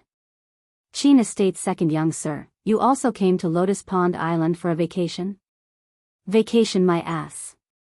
Everyone rolled their eyes at him. You came to this lousy island for a vacation and almost destroyed the entire tent area as soon as you arrived, as if the holy domain collided with the divine continent. Yet, you could still show such a harmless expression. You were simply asking for a beating. Is that not the case? Young Sir Yun was surprised. This humble one came here for a wonderful vacation. I heard that the people of Wang River are beautiful, and the mountains, rivers, and scenery are all beautiful. Chapter 48-51. He paused, and his gaze landed on Arbor. Suddenly, his eyes brightened, and he exclaimed, "Wow! There's an exquisite and wonderful person here." Young Master Omega Kotoku scooted a few steps in front of him and blocked his wanton sizing-up gaze. Your Yun family also wants a share of the loot. What do you mean? Young Master Yun asked innocently, share what loot? This young master said that I came here for a vacation. Enough, enough. He knew that he wouldn't get any information from this person even if he rambled on. Young Master Omega Kotoku gruffly interrupted him. Yin Yunji, so what if you're here?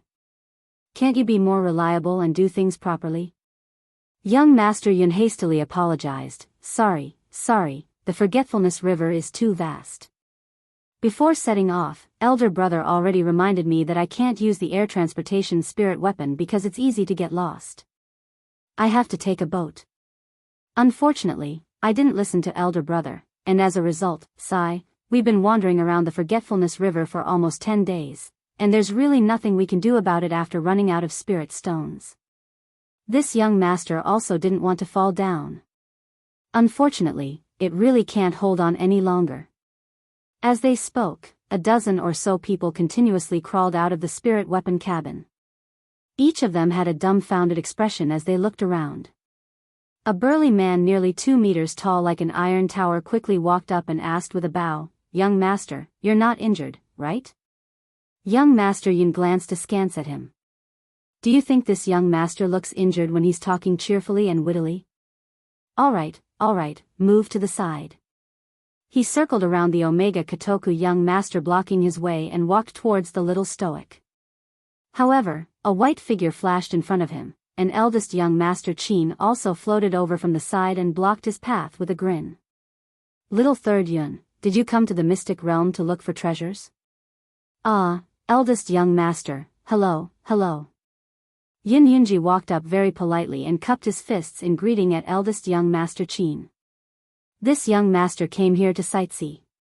Eldest young master Qin and young master Omega Kotoku rolled their eyes at the same time. What? Based on what you're saying, there's a secret realm that's about to open? Young Master Yun blinked his doggy eyes and asked curiously, can I bring my men in with me? After all, I can also gain some knowledge. First young master and second young master complained in their hearts at the same time, if I said I wouldn't bring you along, would you obediently stay here and not follow me? What was she pretending for? She was even better at pretending to be a little black lotus than Mo Yen. He really wanted to stomp on him a dozen times. Yin Yunji finally circled around the 2 young masters who were like wooden stumps and swiftly flew to the little stoic side. He said with a grin, "Ah, nice to meet you, little miss. I'm Yin Yunji from the Yun family. How about we get to know each other? You're a member of Shangyuan City's Yun family?" Murong Fei was vigilant as she raised her hand to shield the little stoic and pulled her back. That's right. Murong Fei did not say anything as she threw a punch towards his face. Yin Yunji couldn't react in time. His handsome face took a solid hit, and he felt as if the sky was about to collapse. The little stoic stood next to the 2 people, and her small mouth involuntarily curled up when she saw this scene. She purposely moved to the side and opened up a path for Murong Fei to show off. She punched left and right, sparing no effort. Young Master Yun, who was grinning cheekily, was still pretending to cry out in pain at the beginning, but in the end, it was really fucking painful.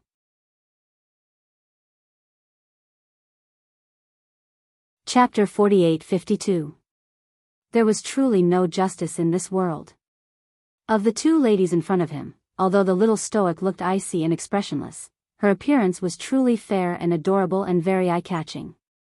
As for the slightly taller lady next to the stoic man, although she was inferior to the stoic man, she was also very good-looking. Yin Yunji felt that he had never been so unlucky in his life. Not only was he beaten up by a beautiful lady, but he was also being watched expressionlessly by another one. Stop, stop, stop, please stop. Yin Yunji could only hastily shout, Miss, what exactly is going on? Why are you beating me, I-oh?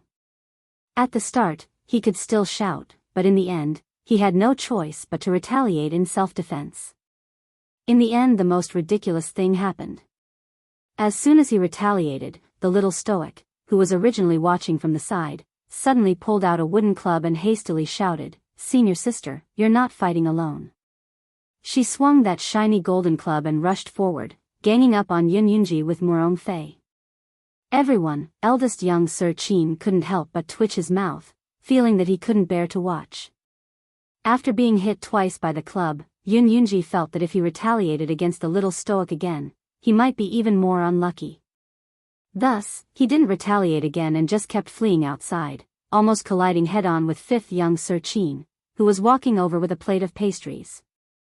What happened? Fifth young Sir glanced at them in astonishment. Just now, he was preparing food in the distance when he heard the huge commotion, so he hurried over to take a look.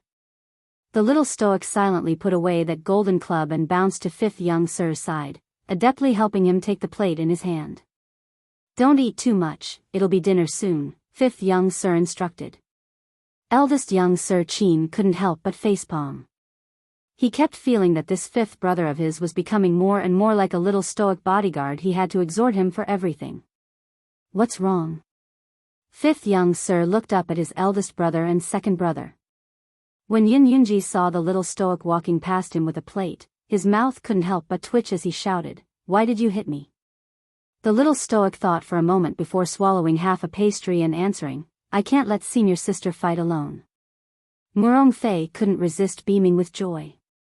This little junior sister that he had just reunited with was truly too interesting. Little aunt really had good taste. How did she find such an interesting little stoic disciple for her? The corner of Yin Yunji's mouth twitched. Then do you know that this senior sister of yours is very problematic? She hit me all of a sudden. She didn't even have a reason for hitting me. Don't you think this is wrong? The little stoic nodded. It's a bit off. Yin Yunji, why did you step forward to help the tiger do evil? You have no integrity, you little rascal. There's nothing I can do about it. She's my senior sister. Yin Yunji became even more melancholic and speechless. But I'm still your senior brother. Do you know? Our Shangyuan City's Yun clan is the clan of your mentor, the principal of the Royal Academy, Yun Piaomiao. So when you beat up Yun Piaomiao's nephew, your proper senior brother, do you think you did the right thing? The little stoic's eyes instantly brightened. Yin Yunji felt an inexplicable sense of panic. Fuck, what's going on? This stoic face doesn't look like a happy reunion. You're the nephew of Dean Yun. That's right, I'm your senior brother, Yin Yunji. Senior sister, hit. The little stoic hollered and rushed forward again.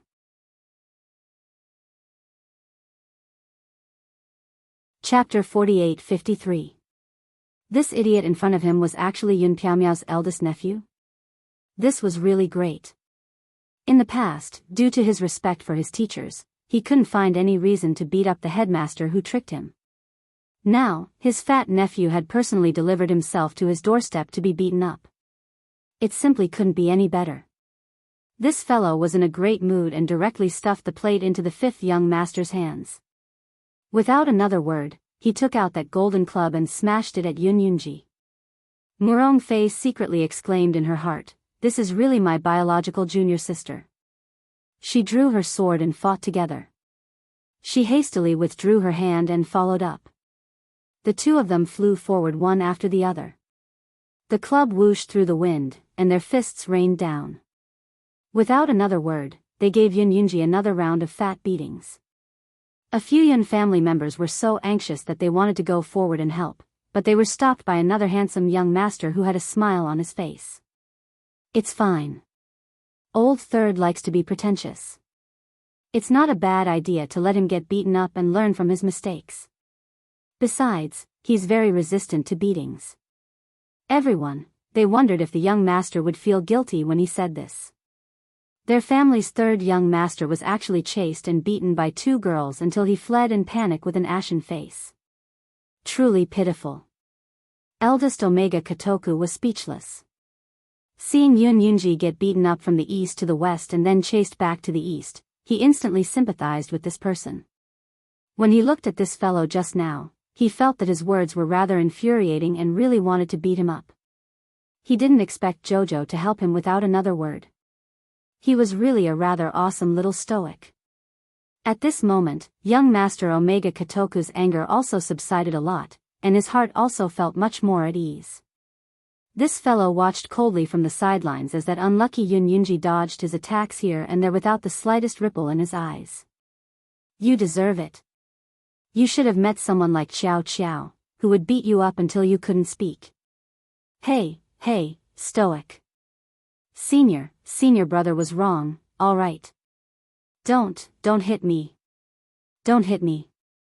Senior brother said, to tell the truth, I said it. Yes. Senior brother has long recognized you.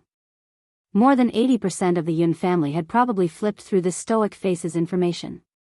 Not only did this girl study under Murong Sun, but she also entered Yun Fer and Yun Piaomiao's academy and studied there for a period of time, so she had a close relationship with them. Furthermore, this little girl was an out-and-out genius. In the entire Yun family of Shangyuan City, there was not a single person who could compare with this little girl in terms of talent. In just a few short years, this child had grown to such a level.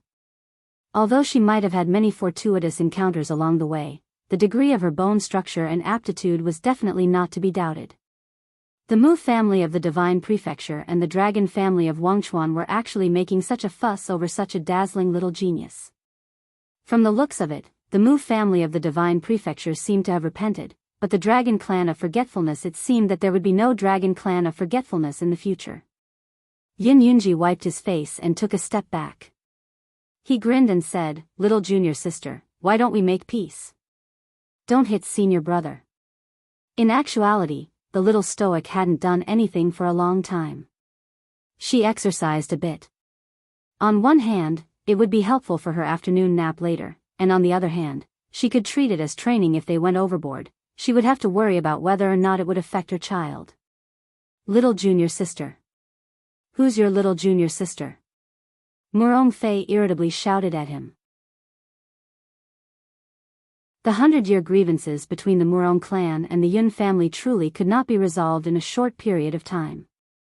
Back then, because of the Yun family's ancestor, the Murong clan fled the Divine Prefecture and moved to Wangchuan.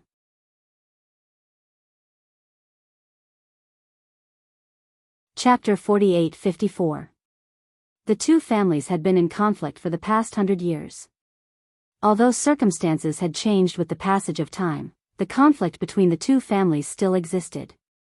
Especially in the previous generation, the matter between youngest aunt and that person caused a commotion between the two families, but it wasn't resolved properly in the end. When Murong Fei thought of this, she couldn't help but sigh deeply. When facing Yun Yunji, she put on a completely ladylike face. Speak, what is your purpose for coming here? To take a perfect, fake vacation.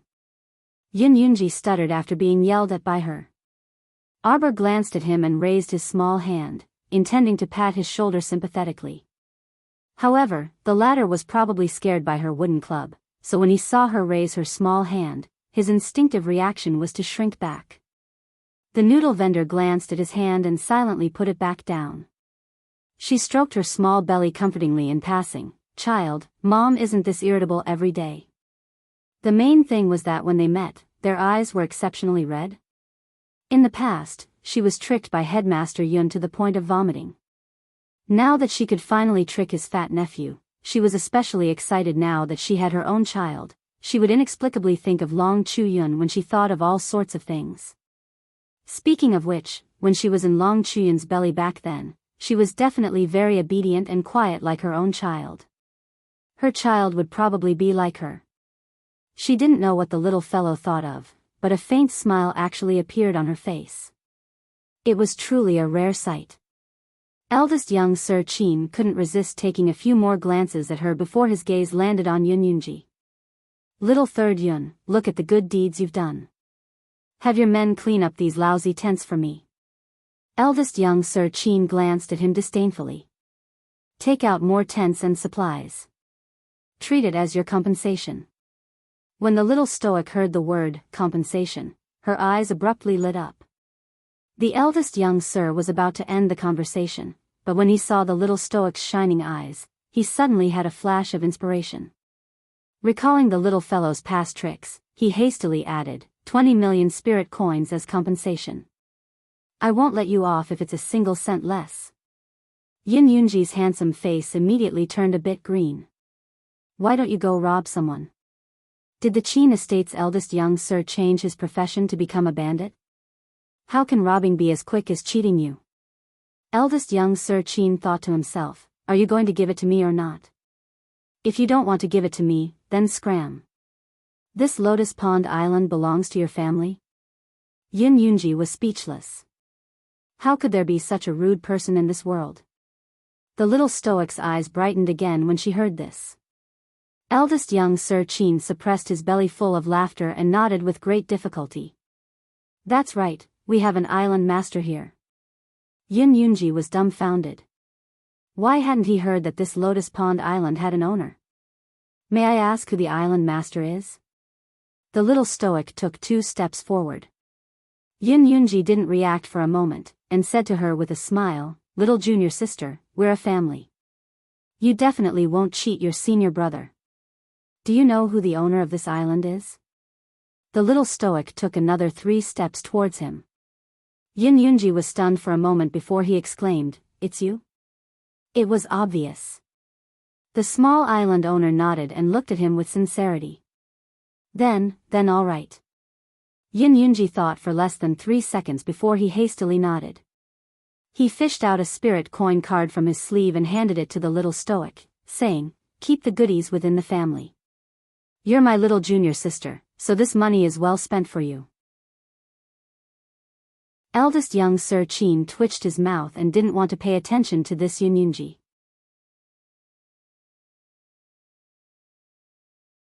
Chapter 48-55. The Yun family members were even more exasperated. Their young master was like an idiot and believed everything the other person said. No wonder young Master Biao always mocked him for his low IQ. Everyone was finally able to settle down on the island. The Yin family members also took out a lot of supplies and added them to the tent area. Yin Yunji wanted to live closer to the little stoic, but the little stoic had already set up several tents around her. This guy had no choice but to settle for the next best thing and settle down next to eldest Chin's tent. That night, everyone ate a fairly sumptuous dinner. The little stoic swallowed a soul-soothing pill and cultivated as usual before sleeping in her clothes. Murong Fei had already been asleep for a long time wrapped in a blanket and only let out light snoring sounds. After the crash of the air transportation spiritual tool during the day, the camp that had been bustling with noise for most of the day finally sank into silence. The entire camp was quiet. Everyone had quieted down. Only a black shadow was crawling in the darkness rustling. It crawled all the way to Arbor's tent entrance and lightly arched against the curtain. Pulling back the thick cotton curtain, the dark shadow was just about to enter the tent. A crowgold arrow flew through the air and was about to pierce the black shadow's body when that thing deftly shifted outwards. It caused the crowgold arrow to fall to the ground with a dull thud. In the silent night, Arbor's jet-black eyes glowed as she stared at the tent entrance without the slightest hint of sleepiness. Murong Fei's vigilance was also very good. As soon as Arbor made a move, she did her best to pull herself out of her deep sleep. She abruptly sat up and threw off the blanket on her body. Her other hand was propped up on the ground, and her drowsy eyes instantly widened into circles as she assumed a posture that indicated she was ready to fight at any moment. What happened? Something came in. Arbor raised her palm and sucked slightly. The crowgold arrow nailed to the ground turned around and flew into her open palm with a whoosh. When Xiao Mu and Murong Fei walked out of the tent one after the other, they saw that the candles in the nearby tents had all lit up at the same time. As time was of the essence, Murong Fei did not have time to put on her jacket. She hurriedly put on her outer coat and walked out of the tent. As a gust of cold wind blew over, Murong Fei's body shivered slightly as she quickly mobilized her spiritual energy to resist the cold. Sure enough, there was something lying on the ground not far away. When it saw them walking out of the tent, it quickly slid its body and flew towards their feet. Arbor fired 2 arrows at it without giving it a chance to say anything.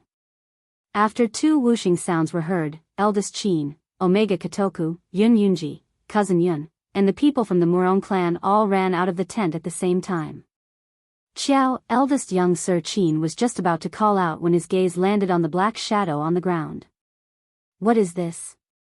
His eyes stared thoughtfully at the black shadow, and his handsome face sank slightly. At this time, everyone in the camp was awakened by a beast-like roar.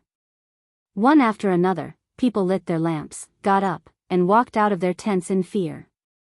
He must have mutated. Drag him to the beach outside and clean him up. Eldest young Sir's tone was steady and strict as he spoke. No, we can't clean him up, we can't. A sharp female voice came from outside the crowd. Everyone turned to look and saw Miss Fong stumbling in from outside.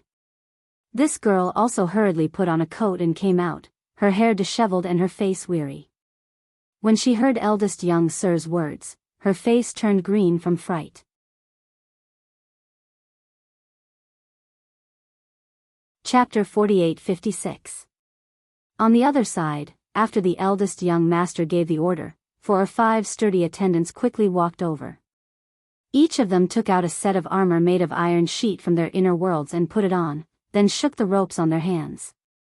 Several ropes were wrapped around the black thing on the ground, firmly holding it in place. They stood in a triangular formation and tightened the ropes in their hands. The thing that was bound by them once again let out an angry roar that sounded like a human roar.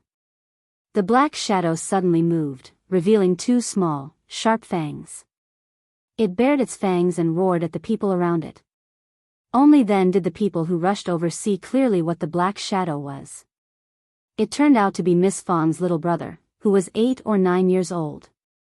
At this moment, he was standing there on one leg. His originally delicate and cute little face was now covered in alternating black and red lines of blood. His eyes were terrifyingly filled with a bloody light. When he looked at people, his eyelids would lift, and his eyeballs would roll up from the bottom, revealing eerie black pupils. Everyone glanced at him and felt a chill run down their spines. Who would have thought that such an adorable child would inexplicably mutate? Wasn't he fine yesterday?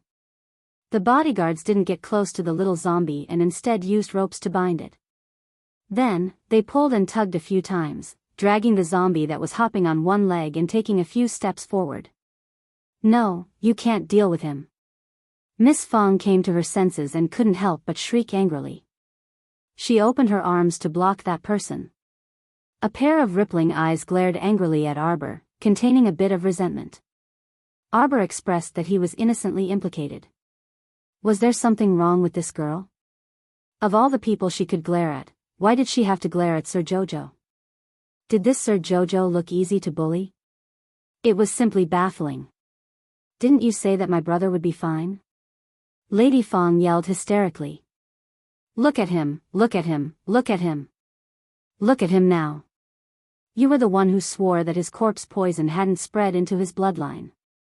Now, you're also the one who's watching my poor brother being dealt with. Give me back my brother. Give me back. Miss Fong was anxious and angry. She was so angry that she almost couldn't catch her breath. Her body went limp and she was about to fall backward. Eldest sister-in-law Yang and a few other women hurriedly supported her. Eldest sister-in-law Yang placed her hand on Miss Fong's chest and hurriedly soothed her. She hurriedly said, Miss Fong, if there's anything, let's talk nicely. Ah, don't be so agitated. Miss Fong, let's talk nicely. How can we talk nicely? Miss Fong angrily pushed Mrs. Yang and the others' hands away and shouted at Arbor, it's her, it's her. What a liar. He even lied to me that my brother would be fine. He said that he would be fine after we cut off his leg. What was the result? Not only did you cause my younger brother extreme pain, but you're also mutating now. Ah. Why are you treating us like this? Why are you doing this? Arbor looked at Miss Fong with a strange expression. Jojo, Sama was called a liar? She blinked and lowered her head to look at young Master Fong. Then, she looked up at Miss Fong and said with a stoic expression, I didn't lie to you. Miss Fong's brother could indeed be saved that day. But now, the truth was right before their eyes. Young Master Fong had mutated. What did this mean? It could only mean one thing. Arbor raised his head and looked deeply at Miss Fong.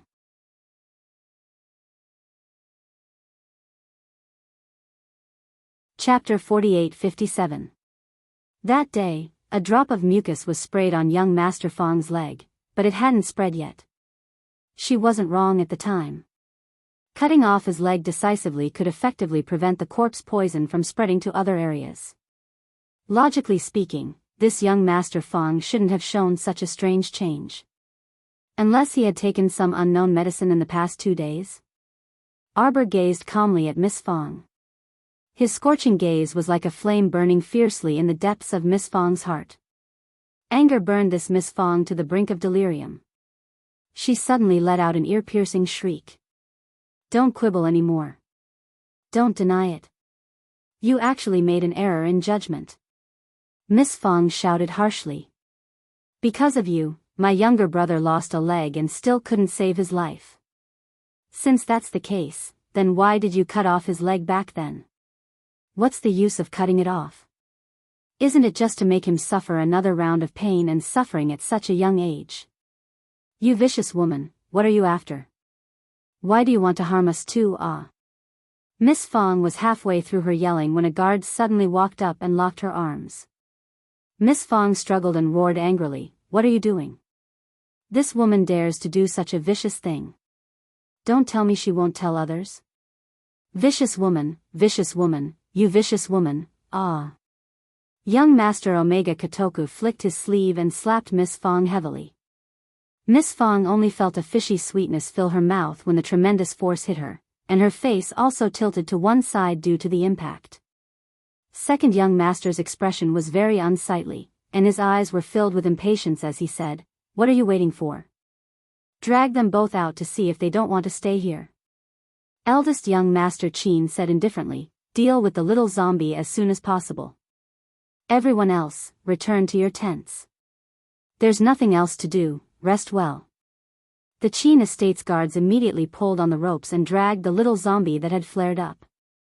They also tied Miss Fong, who was baring her fangs and brandishing her claws, behind her back and were about to send them off. Wait. Arbor called out to the Chin Estate's guards indifferently. A pair of beautiful almond-shaped eyes looked deeply at Miss Fong. Let me ask you, did you give your brother any medicine in the past 2 days? At this time, Miss Fong's eyes were bloodshot and she looked like she had gone mad.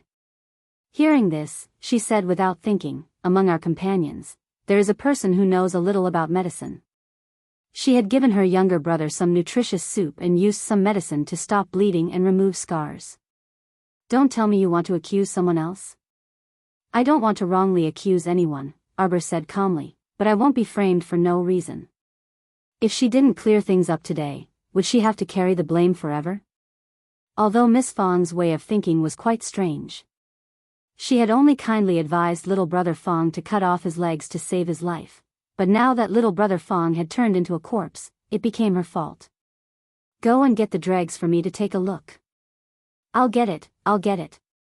For the past 2 days, eldest sister-in-law Yang had warmly helped brew the medicine and took care of the Fong siblings. Before long, this eldest sister-in-law brought over the dregs and presented them to Arbor. Arbor carefully inspected it and looked up at Miss Fong. There's nothing wrong with this medicine. Eldest sister-in-law Yang and a worker simultaneously heaved sighs of relief. If there was a problem with this medicine, wouldn't both of them be out of luck?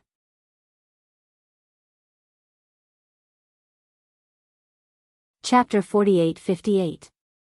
After all, one of them prescribed the medicine, and the other was responsible for taking care of young Sir Fong.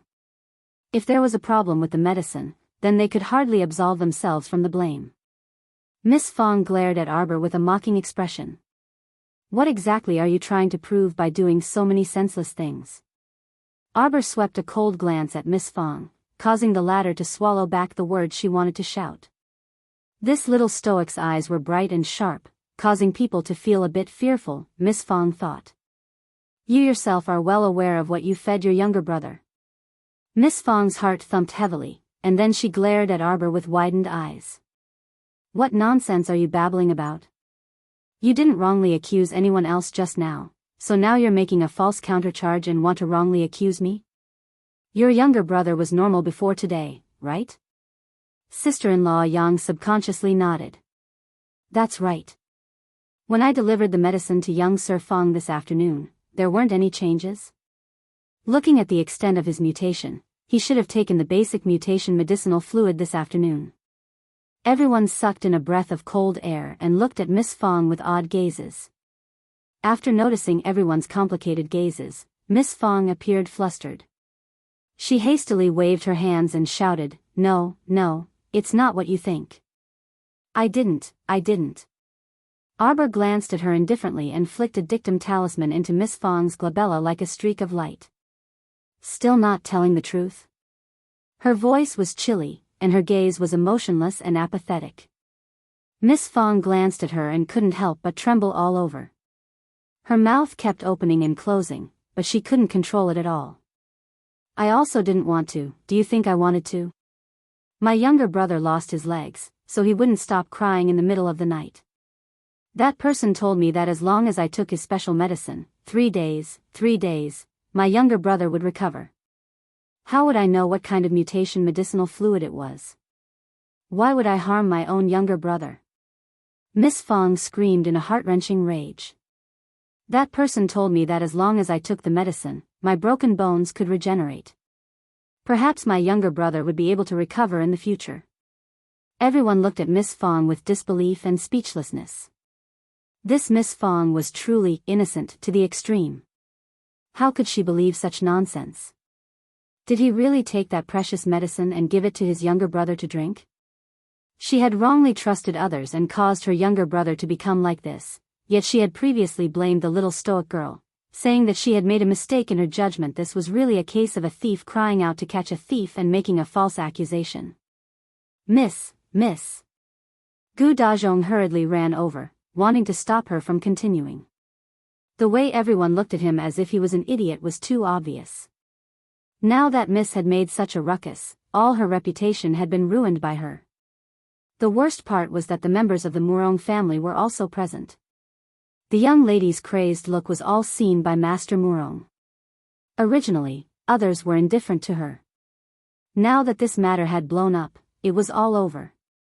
She can't cultivate and she's stupid. How could the Murong family accept such a daughter-in-law? Arbor looked at Miss Fong coldly. Originally, he didn't want to pay any attention to this young lady, but this person opened her mouth and pinned a crime on her head. In that case, he had to clear things up with her. Right and wrong, everyone had to lay out everything clearly. Of course, Miss Fong might not have foreseen this outcome beforehand, so she couldn't bear it.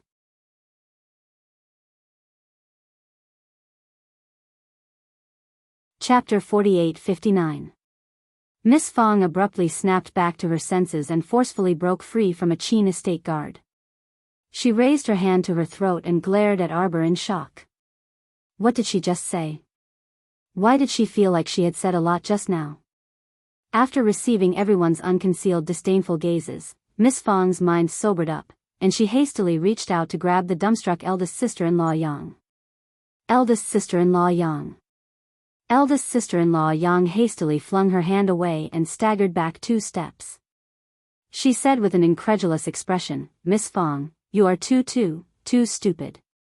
Eldest sister-in-law Yang really didn't want to attack this unlucky girl with a deathly pale complexion, but the word, stupid, still jumped out from between her teeth. It had to be said that this Miss Fong was too ridiculously stupid. Even an inexperienced woman like her wouldn't so easily believe a complete stranger, right? She took the medicine and fed it to her younger brother just because someone said it would be useful? Didn't she consider that this medicinal liquid might harm her younger brother's life? I didn't. Miss Fong's tears fell like rain as she shook her head repeatedly and looked pleadingly at Manager Gu. Gu Dajong was about to cry from this ignorant eldest Miss stupidity. His lips twitched for a long time before he finally sputtered, "Miss, why didn't you discuss it with me before doing something?" Miss Fong wailed loudly, "It has nothing to do with me. That person lied to me. He lied to me." "Alright, don't listen to her nonsense. She was the one who harmed her younger brother's life." Eldest young Sir Chin interrupted apathetically. She couldn't bear the responsibility for the victim's life, yet she turned around and accused someone else of harming him. "We don't welcome such a vile and crude person here."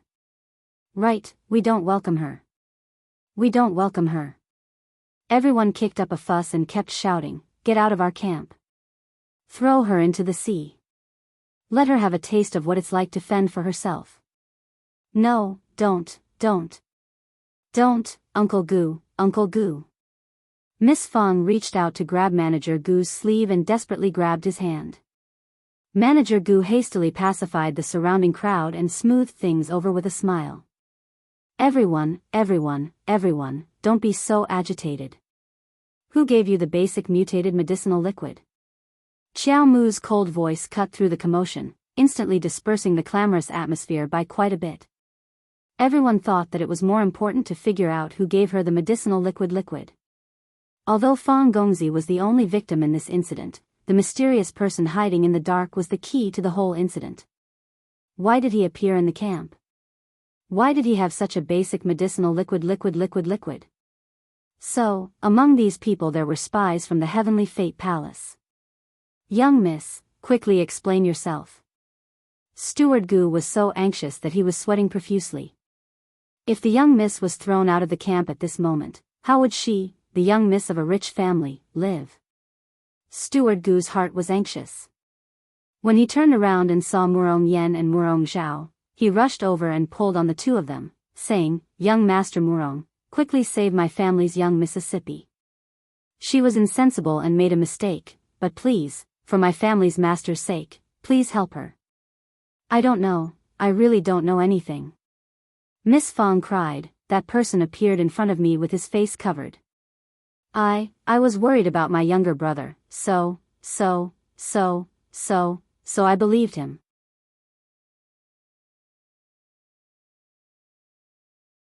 Chapter 4860. Eldest young Sir Chin coldly swept Miss Fong a glance and said apathetically, "Take her away. Let go of me. You dare to treat me like this? Ah, you guys. Let go." "Let go," Miss Fong shouted angrily, but she was rudely dragged out of the crowd by the royal guards.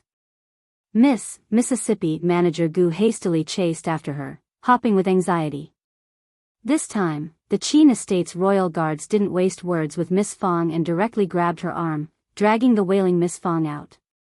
Murong Yen and Murong Zhao silently met each other's eyes before silently shaking their heads and retracting their gazes. Fortunately, they had called off the engagement with this Miss Fong long ago. If they really married this person, with her IQ, wouldn't their family have no peaceful days in the future? After retracting her gaze, Xiao Mu's gaze seemed to roam around the crowd. After returning to her tent, the little stoic sat at the table and subconsciously turned a cup in her hand. She remained silent for a long time. Murong Fei yawned. Just as she was about to pull open the blankets to continue sleeping, she saw the little stoic pondering when she turned around. "What's wrong?" Murong Fei opened her mouth and paused with one hand tugging at a corner of the blankets. Xiao Mu returned to her senses and turned to look at her. "It's fine, go rest." Murong Fei lifted the blankets and crawled to the short table next to her. She picked up a clean teacup and poured a cup of water, saying with a smile, "Don't worry, only Miss Fong, that dumb person, would fall for such a shallow trick." Anyone with a bit of vigilance probably wouldn't. Arbor suddenly reached out and pressed down on the back of her hand. Murong Fei's hand abruptly paused, and her hand was pressed down. The teacup made a fine clatter and landed on the short table. Arbor reached out to take the teacup and sniffed it with knitted brows before saying gravely, "This tea can't be drunk." Murong Fei jolted in fright, and a nervous expression instantly appeared on her face. "But you also drank it just now. It's not the tea's problem." Arbor took out a small knife and scraped a layer of powder off the cup's rim. Murong Fei immediately clenched her 5 fingers, her entire body stiffened as she sat up straight. "It's the mouth of the cup that was smeared with powder. Hurry up and inform your 2 brothers." The moment Arbor's words fell, Murong Fei could not care less about her disheveled appearance as she hurriedly put on an outer robe and dashed out. Arbor also chased after him, only to see the tent beside him move slightly, and a black shadow flashed past. The little stoic sneered and stopped. Formation map. She flicked out a piece of paper from under her sleeve. The formation map turned into a shadow and instantly enveloped the camp. With the place where she stood as the starting point, a trapping array was set up in a matter of minutes. Dozens of flying needles shot out from her body and flew in all directions of the formation. Did he really think that everyone was as stupid as Miss Fong? If he lured her out, she would chase after him alone? Ha! She was not going to chase after him. At this time, the black-clothed man hidden in the shadows couldn't help but curse inwardly. This really is a little pervert, completely not following the rules.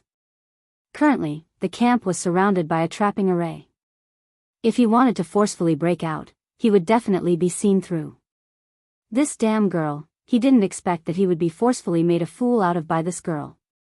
He originally thought that after the incident just now, the damn girl would definitely be physically and mentally exhausted.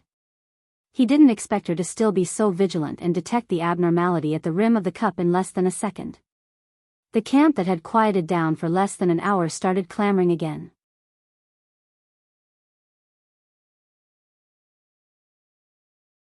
Chapter 4861. Arbor used a formation diagram to construct a trapping formation, making it impossible for the black-clothed person to escape. After locking onto this person's aura, she touched the little white snake coiled around her wrist. The little white snake immediately turned into an extremely thin white shadow and abruptly scuttled into the dark night. Arbor narrowed her eyes. After taking a few steps, she saw everyone pouring out of their tents.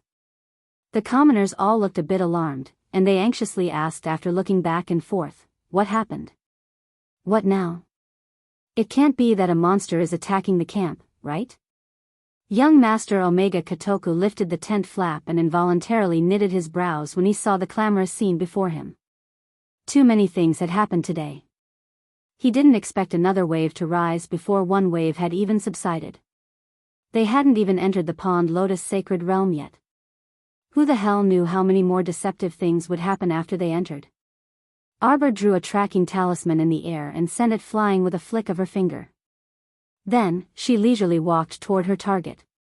A moment later, the great void serpent's 3-meter-long figure flashed past and suddenly coiled around Arbor, pulling her several dozen meters back.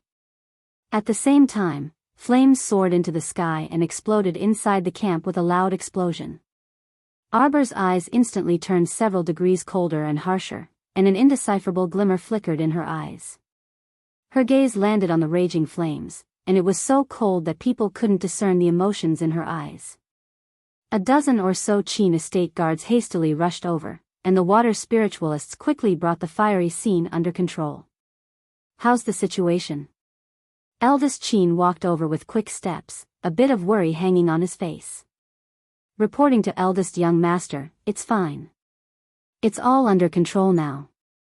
Eldest Qin glanced at Arbor and saw the little stoic's frosty face being coiled around by the great void serpent that was several dozen meters long.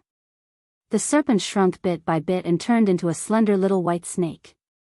It wore a small crown on its head, and its small head was tilted. It no longer had its giant tail, and its pair of watery eyes looked adorably at the frightened commoners around them.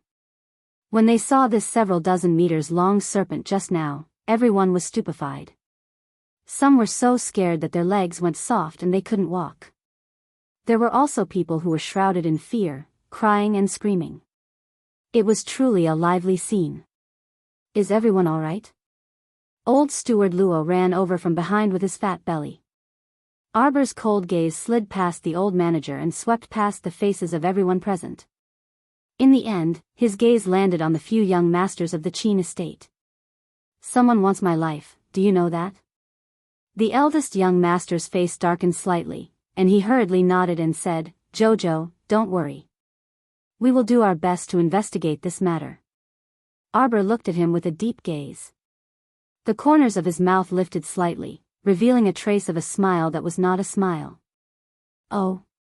Who do you think this person can break into the camp at night and accurately find me in so many large tents? Old Steward Luo frowned slightly and tried to smooth things over with an apologetic smile. Little miss, this is just an accident. Someone trespassed into the camp, and the young masters didn't know about it. But to put it bluntly, the Qin estate's guards had no obligation to protect everyone's safety for free. Regardless of whether it was in the past or now, you can only rely on yourself. Arbor nodded apathetically and didn't say anything before turning around and walking back to his tent. Jojo.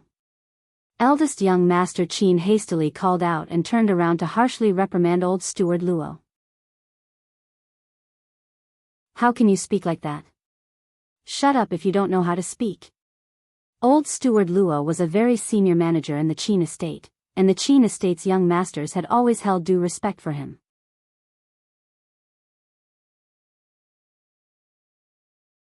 Chapter 48-62.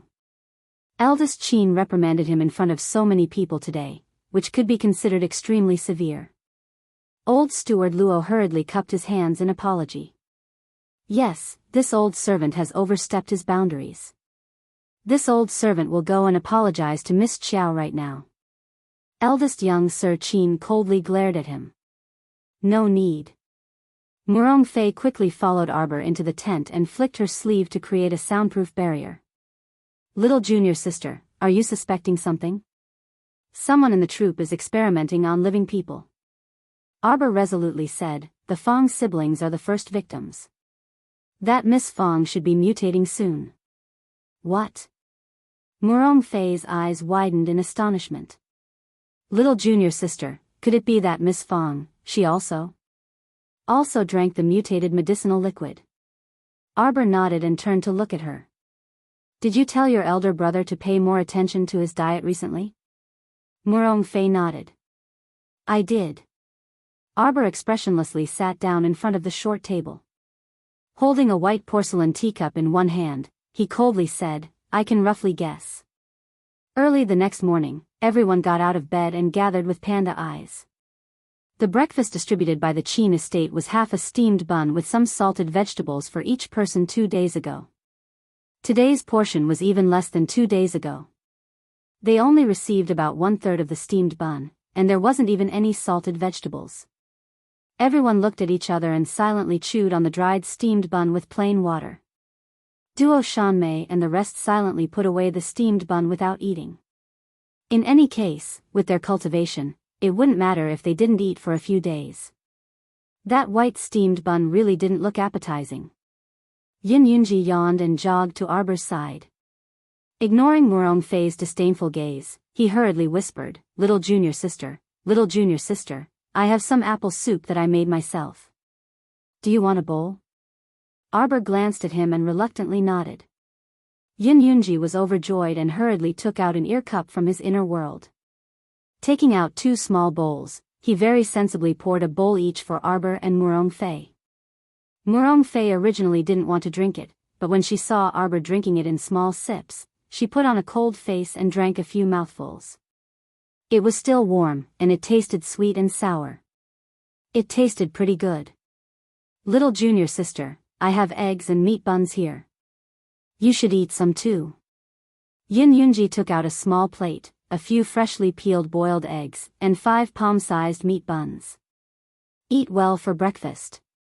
When the secret realm opens, you'll have the strength to compete with others for treasures, Yin Yunji said with a smile. Arbor thought it made sense. He took a meat bun and took 2 bites. Miss Murong, go ahead and eat. Yun Yunji was a very perceptive person. Seeing that his junior sister had a good relationship with this lady from the Murong family, he quickly wanted to build a good relationship with the other party. Shouldn't the trivial matter between the Murong family and the Yun family from 100 years ago have long faded away in their generation? It was so annoying to always remember those grudges and hatred. If there was a grudge, it should be between the ancestors of the Yun family and the Murong family. It really didn't have much to do with them, the younger generation. Humph. Murong Fei threw him a cold glance, and raised her hand to take out a boiled egg. The three of them sat in front of the tent and ate, attracting many gazes from time to time. A middle-aged woman nibbled on the steamed bun in her hand without tasting anything, but her eyes were fixed on the plate of eggs and meat buns, not moving away. Steward Gu is back.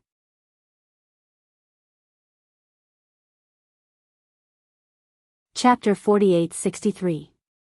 Are you all right, Manager Gu? Several fellow workers glanced behind him and inquired quietly, "Where's Miss?"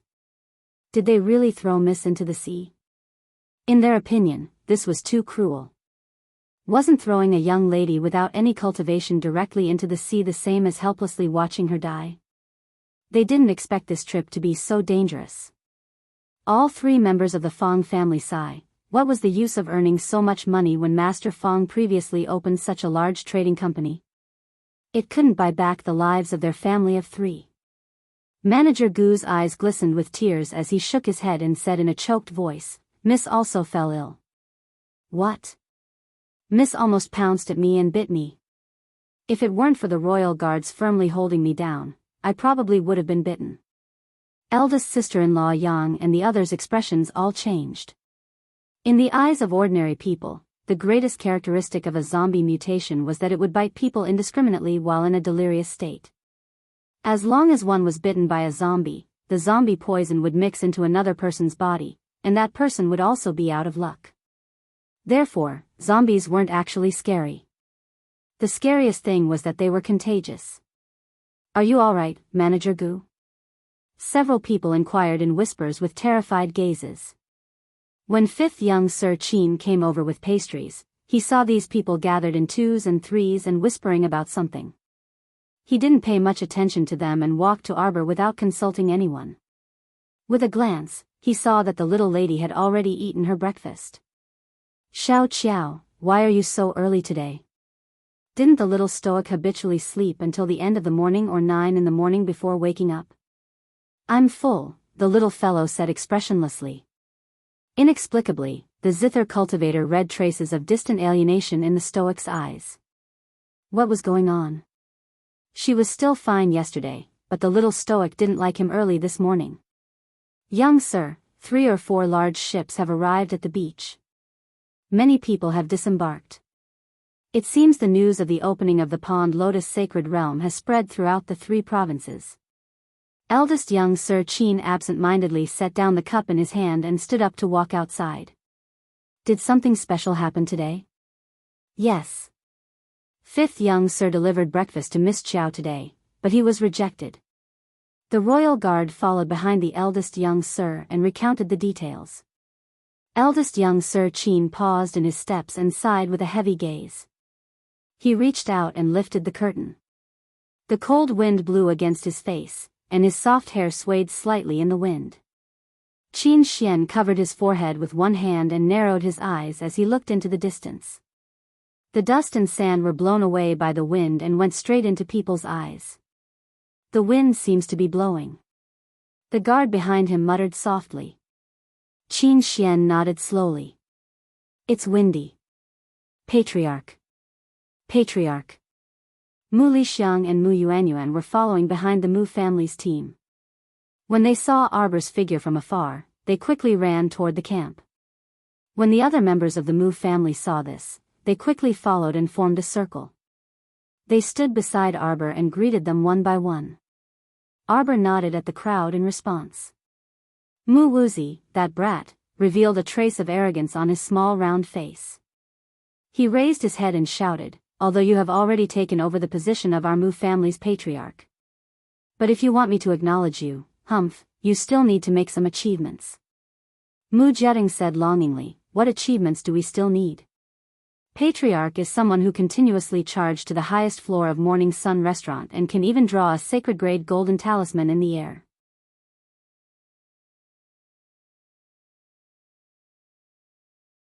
Chapter 48-64. Mu Lixiang nodded with a smile. That's right. Young Master Wuzi, aren't your requirements a bit too high?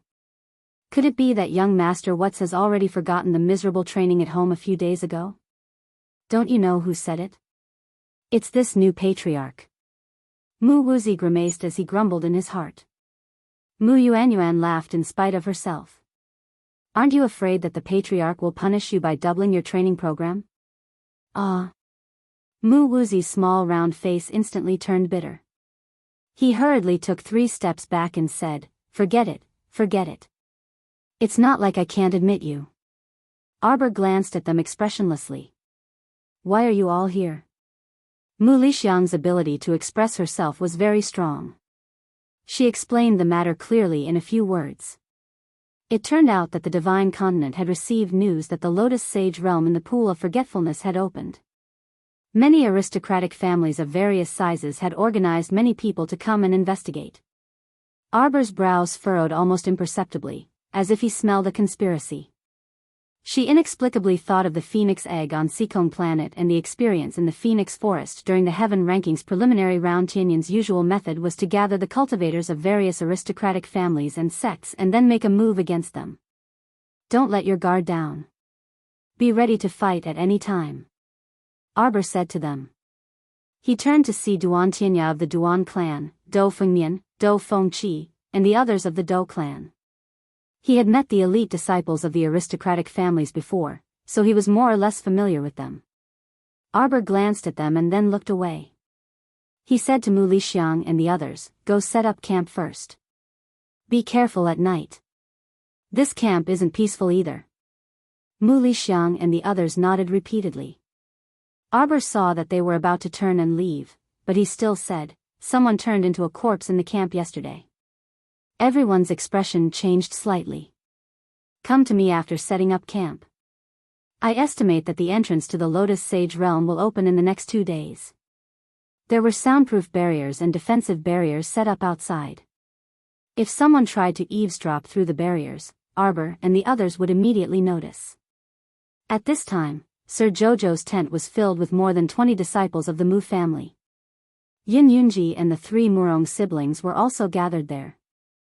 I wonder what kind of situation this Pond Lotus Sage realm is. Arbor said indifferently, his fingertips lightly touching the table. After we enter the secret realm, we will immediately separate from them. Arbor took out a set of teleportation array glyphs. However, I don't know how the teleportation in the secret realm will be like. When the time comes, you must follow me closely. I will activate the teleportation as soon as possible. Everyone, activate your defensive barriers and put on your spiritual or divine armors. You must be careful.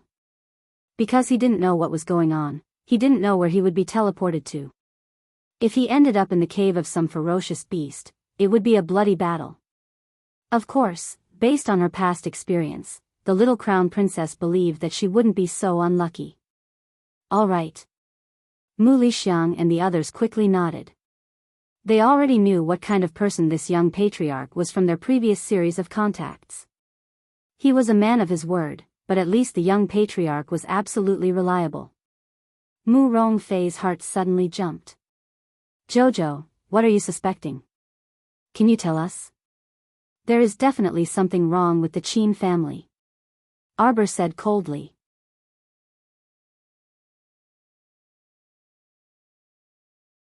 Chapter 48-65. Inside the Dou family tent. Younger sister, don't you feel that the atmosphere in this camp is a bit strange? It gives people the feeling that everyone is doing their own thing. The person who spoke had dark skin and a tall and sturdy body. Even though he lowered his voice to speak, his volume was still not soft. Sitting opposite him was a woman who looked to be about 25 or 26 years old. She had delicate features and a pair of fox-like eyes that shone with a shrewd light. Eldest brother, we weren't originally from the same team. We just happened to be on this island waiting for the mystic realm to open. Younger sister, you're right. Eldest brother, you have to work harder this time.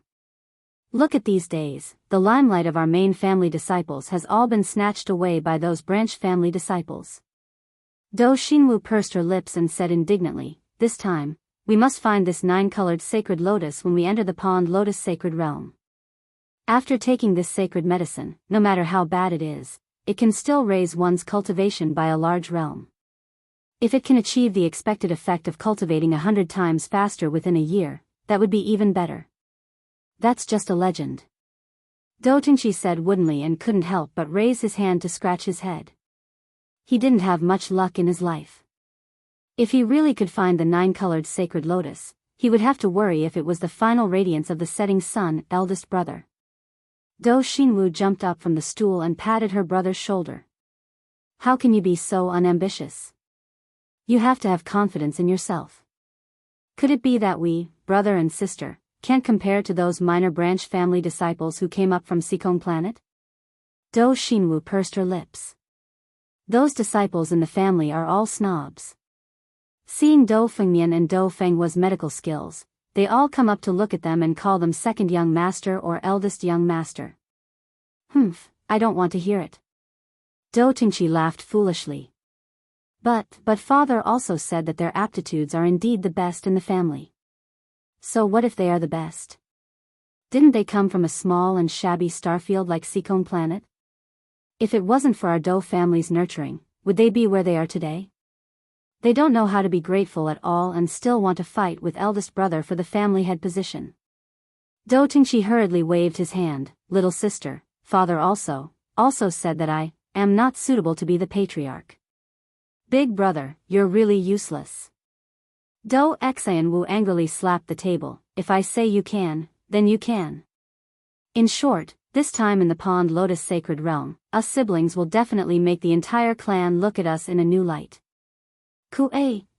Mother still has half a steamed bun here. Eat it first. Mother, isn't hungry.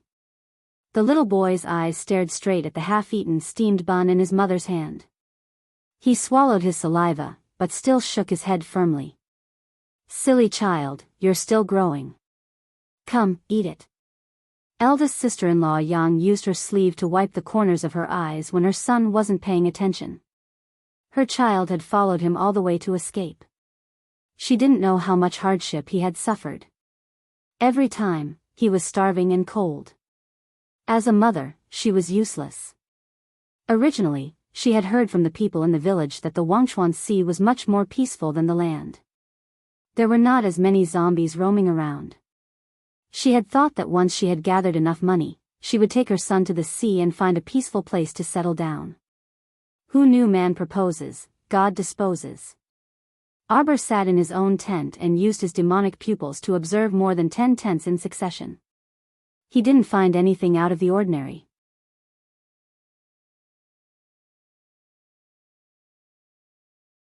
Chapter 48-66. She silently waved her hand to smooth out the halo from her demonic pupils and pondered silently for a long time. In the evening, it started drizzling on the island, and it continued to drizzle. The people who were preparing to start a fire outside to cook soup were also drenched by the rain and returned to their tents. The food that the Qin estate could distribute was dwindling. It was probably because their resources were limited, so they had to ensure that their own people were full first. After Arbor learned of this situation, he straightforwardly took out some rations from his storage talisman and had people distribute them to eldest sister-in-law Yang and her children, hoping that they wouldn't have to eat weeds. However, before long, the 2 Qin estate guards who delivered the rations came running back furiously with red palm prints on their faces. Arbor couldn't help but be taken aback. After interacting with them these past few days, he knew that eldest sister-in-law Yang and the other women were all gentle and tactful people. How could they possibly attack the Qin estate's guards? Miss, please go out and take a look. The people who are snatching the rations are red-eyed. The little stoic was just about to go out when she saw the door curtain lift, and eldest young Sir Qin strode inside. He couldn't resist sighing when he saw her. Jojo, did you give them the rations? Arbor nodded in confusion.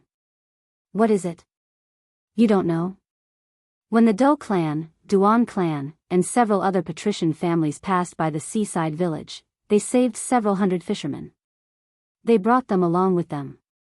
Due to the lack of resources, many fishermen have been hungry for a day or two.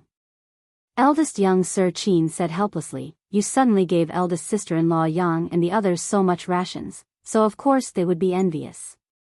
There are people who dare to snatch the things I give. The little crown princess's tone was extremely icy. Since ancient times, no one has been able to snatch from me, Arbor. Eldest young Sir Chin was most aware of her protective nature. After interacting with them these past few days, the little stoic had clearly classified eldest sister-in-law Yang and the other women and children into her protective category. Moreover, with the little stoic stubborn and soft-hearted personality, if she knew that so many refugees had come to the island, she would definitely generously donate without hesitation. But now, the bad thing was that this bunch of stupid fishermen actually tried to snatch the rations from eldest sister-in-law Yang and the other women. Not only did he beat up the guards, he also injured eldest sister-in-law Yang and the other commoners. Arbor held up an oil paper umbrella and walked out of the tent. He saw the messy group of people not far away. Her eyes were emotionless as she stared at him coldly for a long time. Others didn't know what she was thinking, but she was the only one who knew. Arbor seemed to have seen his past life. When she and Captain Gao's training team went out on missions, they not only had to be wary of the mutant creatures that appeared from time to time, but they also had to be wary of people, the unpredictable human heart. Jojo? Eldest young Sir Chin couldn't resist calling out to her softly when he saw her standing there in a daze for a long time. Arbor came back to his senses and said expressionlessly, separate these people. When the Chin estate's guards received the eldest young master's instructions, they stepped forward and rudely pulled away the fishermen who were rolling in the mud. Some of the more vicious ones threw a few punches at them and knocked them to the ground. It wasn't like they couldn't beat these aggressive fishermen. It was just that they couldn't make a move without the young master's orders. The Chin estate's guards brought the chaotic scene under control within a few minutes. They shoved the fishermen who were the most aggressive in snatching the rations forward and shouted, behave yourselves. One of the fishermen with an extremely sturdy body bellowed, what are you doing?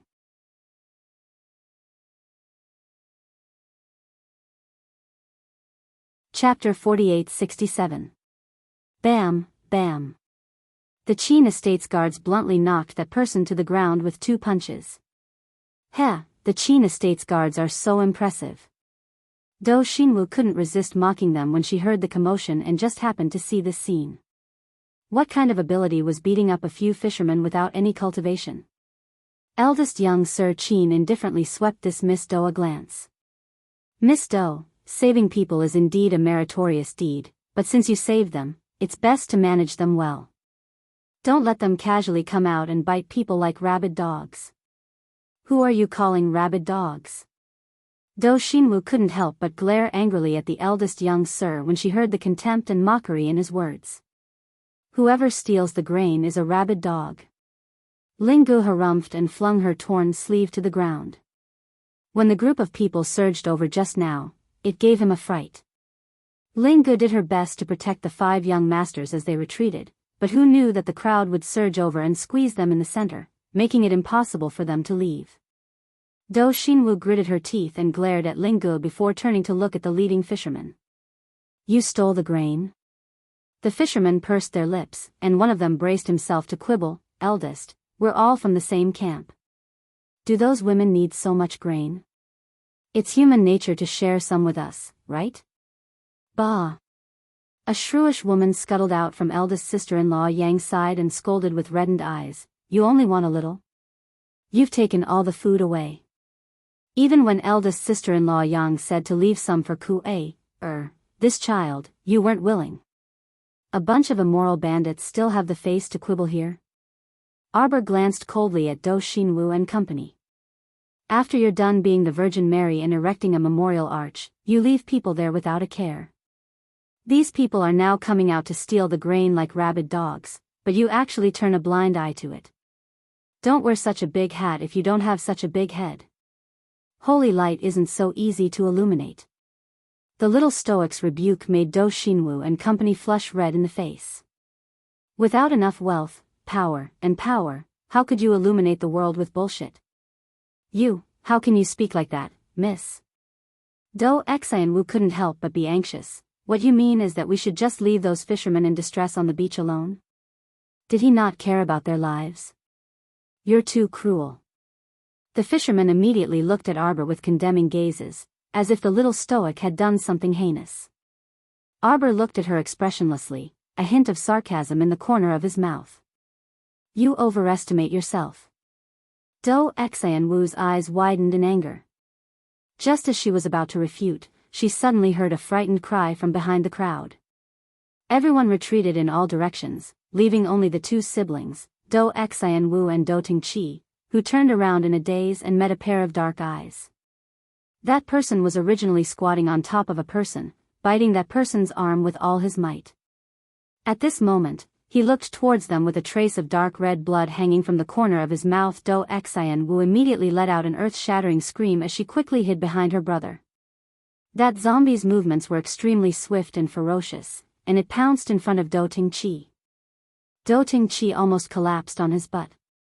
He was so frightened that he hastily kicked his legs and retreated several steps. That zombie's movements were extremely fast.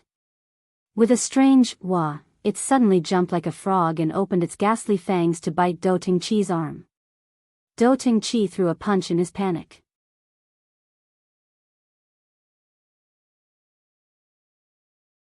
Chapter 48-68.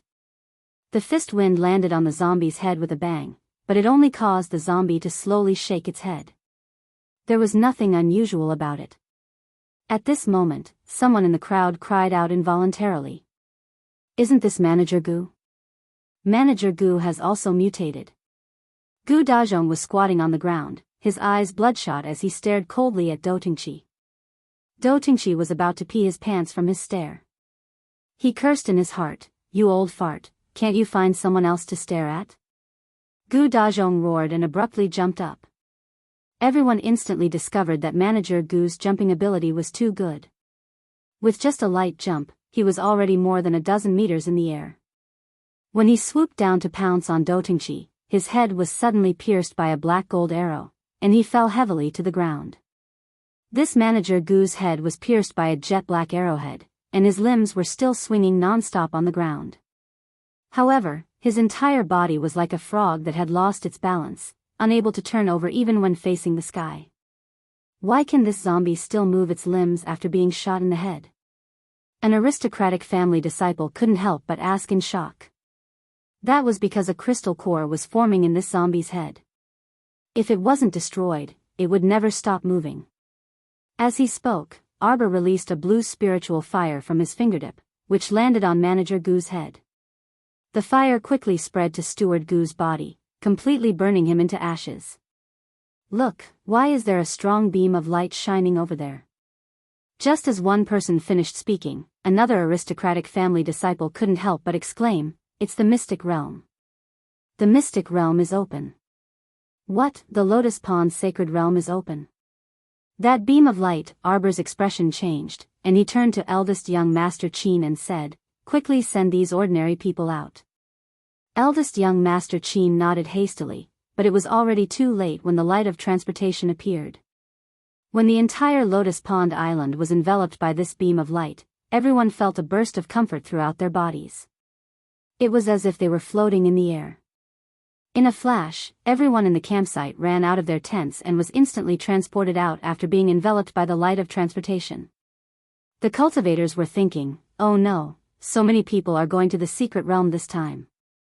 I don't know if I can successfully get the treasure I want. Sister-in-law Yang and the fishermen were praying in the depths of their hearts, praying that the heavens would hear their voices and send them out of this place. As the light and shadow flickered, Arbor's vision was suddenly replaced by a scene of fragrant grass and butterflies filling the sky. There was no more sand in front of him.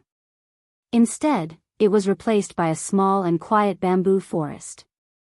The three siblings, Murong Fei and Murong Yen, as well as more than 20 people from the Mu family, were all teleported here. Soon after, the young masters of the Qin estate, the Duan clan, the Dou clan, and the other aristocratic clans were also teleported to this bamboo forest. Everyone looked at each other. Arbor's reaction speed was absolutely swift as he directly took out a set of teleportation talismans. As eldest young master Qin called out, "Jojo," in astonishment, bringing Murong Yenyun, Yun Yunji, and the group of people from the Mu family, they teleported away with a "so" sound. The 5 young masters widened their eyes in sadness. Is Jojo looking down on us? South, light flashed, and Sir Jojo appeared beside them again with a group of people. Everyone, without another word, Arbor activated the teleportation talisman formation again.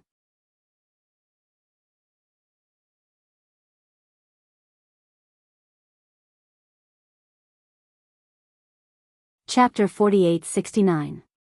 Whoosh. The group was instantly teleported away, and they teleported away again without hesitation. Everyone looked at each other in bewilderment.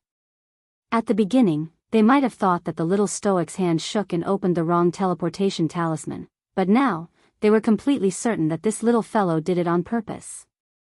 She purposely teleported away to get away from them.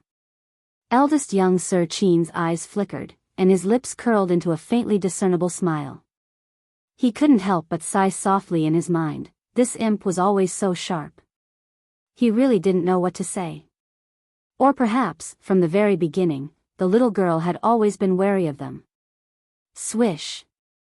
The little stoic and her group appeared expressionlessly beside the Qin estate's young masters again. Second Qin's eyes were sharp and his hands deft, and he was just about to grab this stoic face. However, this imp teleported away again with the group after 7 or 8 times in a row. Although the little stoic's expression didn't change, she was evidently having a mental breakdown on the inside. Moreover, Yun Yunji and the others behind her had strange expressions. If they didn't want to leave this place as if they were fleeing for their lives, Yun Yunji and the others really couldn't resist bursting into laughter because they teleported several times in a row. Arbor and his group had messy hairstyles that couldn't be blown away by the wind. It was a bit indescribable. Everyone, cough, Jojo. Swish. Swish swish swish, swish. After 18 teleportations, Arbor brought everyone back to their original location and said expressionlessly, "This place is surrounded by a bamboo forest. There's a lake ahead. Apart from this, the terrain is more or less the same as here. It's easy to get lost, so we have to be careful when we walk. Everyone, don't think that we won't know that you wanted to sneak away back then just because you kept a straight face and explained the situation here. Look at the hairstyles of those people behind you, each and every one of them had that crooked expression. Don't you think you're hilarious?" Eldest young Sir Qin restrained himself and pursed his lips into a smile. "Alright, then let's set off. Pay attention to the surroundings and don't get lost." Emicham, Arbor nodded solemnly. He couldn't help but grumble inwardly. They couldn't teleport in this godforsaken mystic realm. This mystic realm probably had a fixed teleportation entrance. No matter how many times he was teleported within the Pool Lotus sacred realm, he would always be teleported back to the entrance. How could there be such a ridiculous mystic realm in this world? Ha! This is simply infuriating. The little stoic's face was taut as she strode forward. Didn't the 5 great clans send people to guard this place? Where are they? Gathering all 5 keys didn't seem to be of any use. If this wasn't cheating, then what was? Who knew how many people had been cheated by this mystic realm since ancient times? Everyone knew that this little girl was very depressed, so they didn't say anything and hurriedly followed her footsteps. Yun Yunji and the others inexplicably had an intense desire to survive. If they dared to laugh out loud at this time, the little stoic would definitely kick them out of the team in a fit of anger, absolutely not showing any mercy. Murong Fei said weakly, "This place is still the outer area of the mystic realm. Logically speaking, we have to walk further in before we can see them." Xiao Mu was involuntarily taken aback when she heard this. From Murong Fei's words, the guards of the 5 great clans were stationed at the outer area of the secret territory all year round? Wouldn't that be equivalent to being sealed in this secret realm for who knows how many years? Wasn't life simply too boring? What fun could there be in guarding the mystic realm all day long?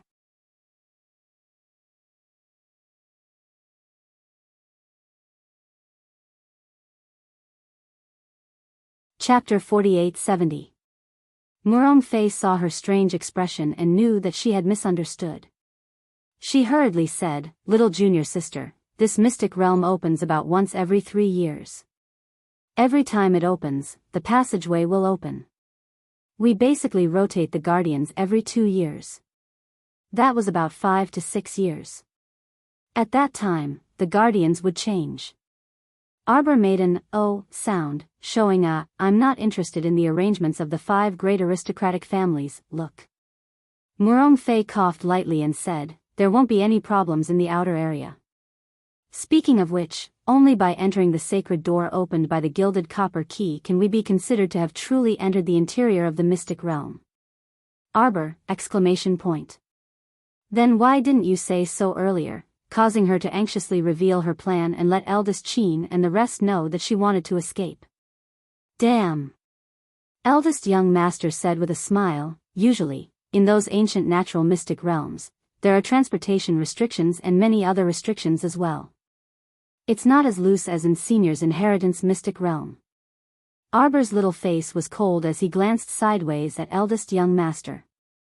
Without a word, he turned and left. Humph. Didn't he mean that even if everyone entered the sacred door opened by the gilded copper key, he might not be able to escape? Who would believe that? When they reached the inside, Sir Jojo would still escape. Everyone walked around this bamboo forest for an unknown period of time. A disciple from a small aristocratic family couldn't help but ask softly, "Where will the rest of the people go?" When they were at the campsite, the Pond Lotus sacred realm suddenly opened and the light of transportation enveloped everyone. In theory, including the old, weak, women and children, there were about 1,000 people in their group who were transported into the mystic realm. However, the strange thing was that after walking around in this bamboo forest for about an hour, they still didn't see anyone else. Arbor muttered in his heart. Most of the people were ordinary commoners without cultivation. If possible, it was best to be transported out as soon as possible. "I know this place. It's not far ahead." Murong Zhao hurriedly quickened his steps, turning back from time to time to urge his brother and sister. "If we continue forward, we will see the guards of the 5 great aristocratic families." Murong Zhao suddenly stopped. He was walking at the very front, so when he stopped, everyone else naturally stopped as well. Everyone glanced over and couldn't help but feel slightly surprised. Dozens of corpses were strewn all over the ground, covering the path leading to the Saint Gate. The faces of these corpses had long been blurred, and their bodies had been dried by the wind. They looked like they had been dead for many years. What's going on? Murong Fei's heart tightened as she quickly followed her 2 brothers to check on the disciples of the Murong family. However, there was no way to find out anything. These corpses were basically skeletons, and the clothes on their bodies were tattered beyond recognition. Murong Fei and the others were barely able to recognize the 10 or so disciples from the badges on their waists. The 3 siblings' faces turned grave for a moment. All the disciples sent to guard the Pond Lotus sacred grounds had mysteriously died at the Holy Gate's entrance. What did this mean? A long time ago, someone had injured the guards and opened the door without permission? What's going on? Murong Yen frowned and muttered to himself, could it be that another elder of the Wangchuan Duo clan has barged into this holy gate? Duo Shanmei had been hiding at the back like a quiet little quail. Now that they heard Murong Shi slandering their family, they were unable to hold themselves back.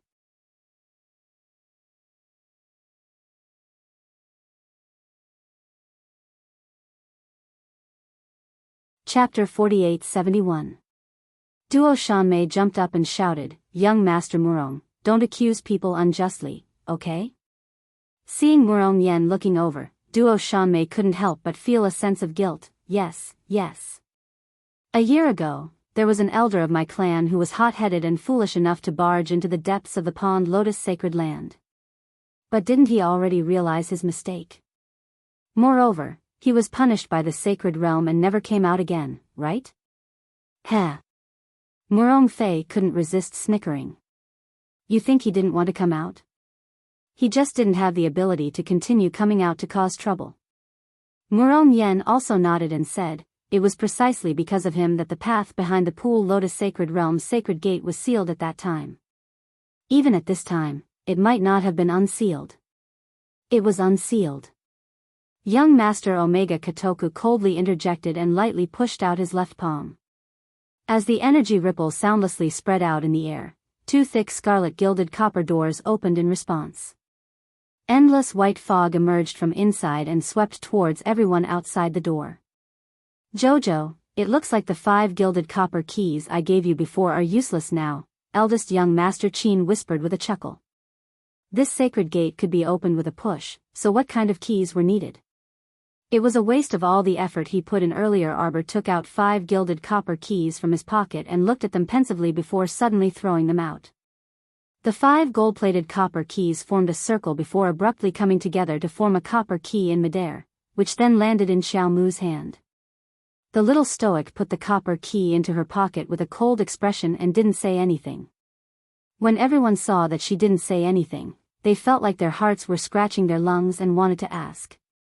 Arbor led the group of Mu family members through the pile of corpses first, revealing a grave expression. After getting closer and observing, Arbor discovered that the bones and tendons of these people on the ground had been broken inch by an unknown person, and they died very cleanly.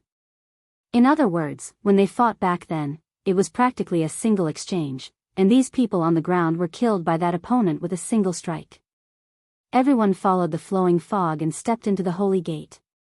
In an instant, their eyes were immersed in a vast expanse of fog, and they couldn't see the people and objects around them clearly.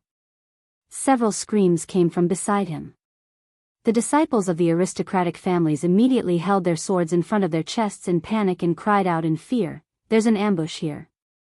Something dragged them away, huala, after several sounds of water. Murong Fei hurriedly opened her spiritual consciousness and looked around. It would have been better if he didn't take a look, but when he did, he was shocked. It turned out that they were walking on a path paved with stones, which was only about a meter wide. On both sides of the path, there were dark and bottomless pools. From time to time, a giant tail would emerge from the deep pool and sweep up a man, dragging him into the depths of the pool. This giant tail appeared in the left side of the pool for a while, and then came out from the right side of the pool in the next. Everyone hastily ran forward together. Unexpectedly, the running crowd seemed to have angered this ferocious beast, and icy cold pool water splashed down on everyone's heads. A head the size of a millstone emerged from the pool, and its small eyes stared eerily at everyone. A long, giant tail with countless barbs rolled out and swatted at the people on the shore. Someone screamed, "Sacred beast ichthyosaur."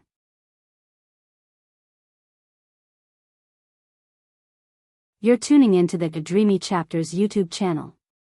We're so grateful for your support, and don't forget to subscribe to join us on this incredible journey through captivating stories. Your generosity through donations truly makes a world of difference, as it's the primary source of revenue that allows me to expand and enhance this channel for you. Thank you from the bottom of my heart for being a part of this adventure.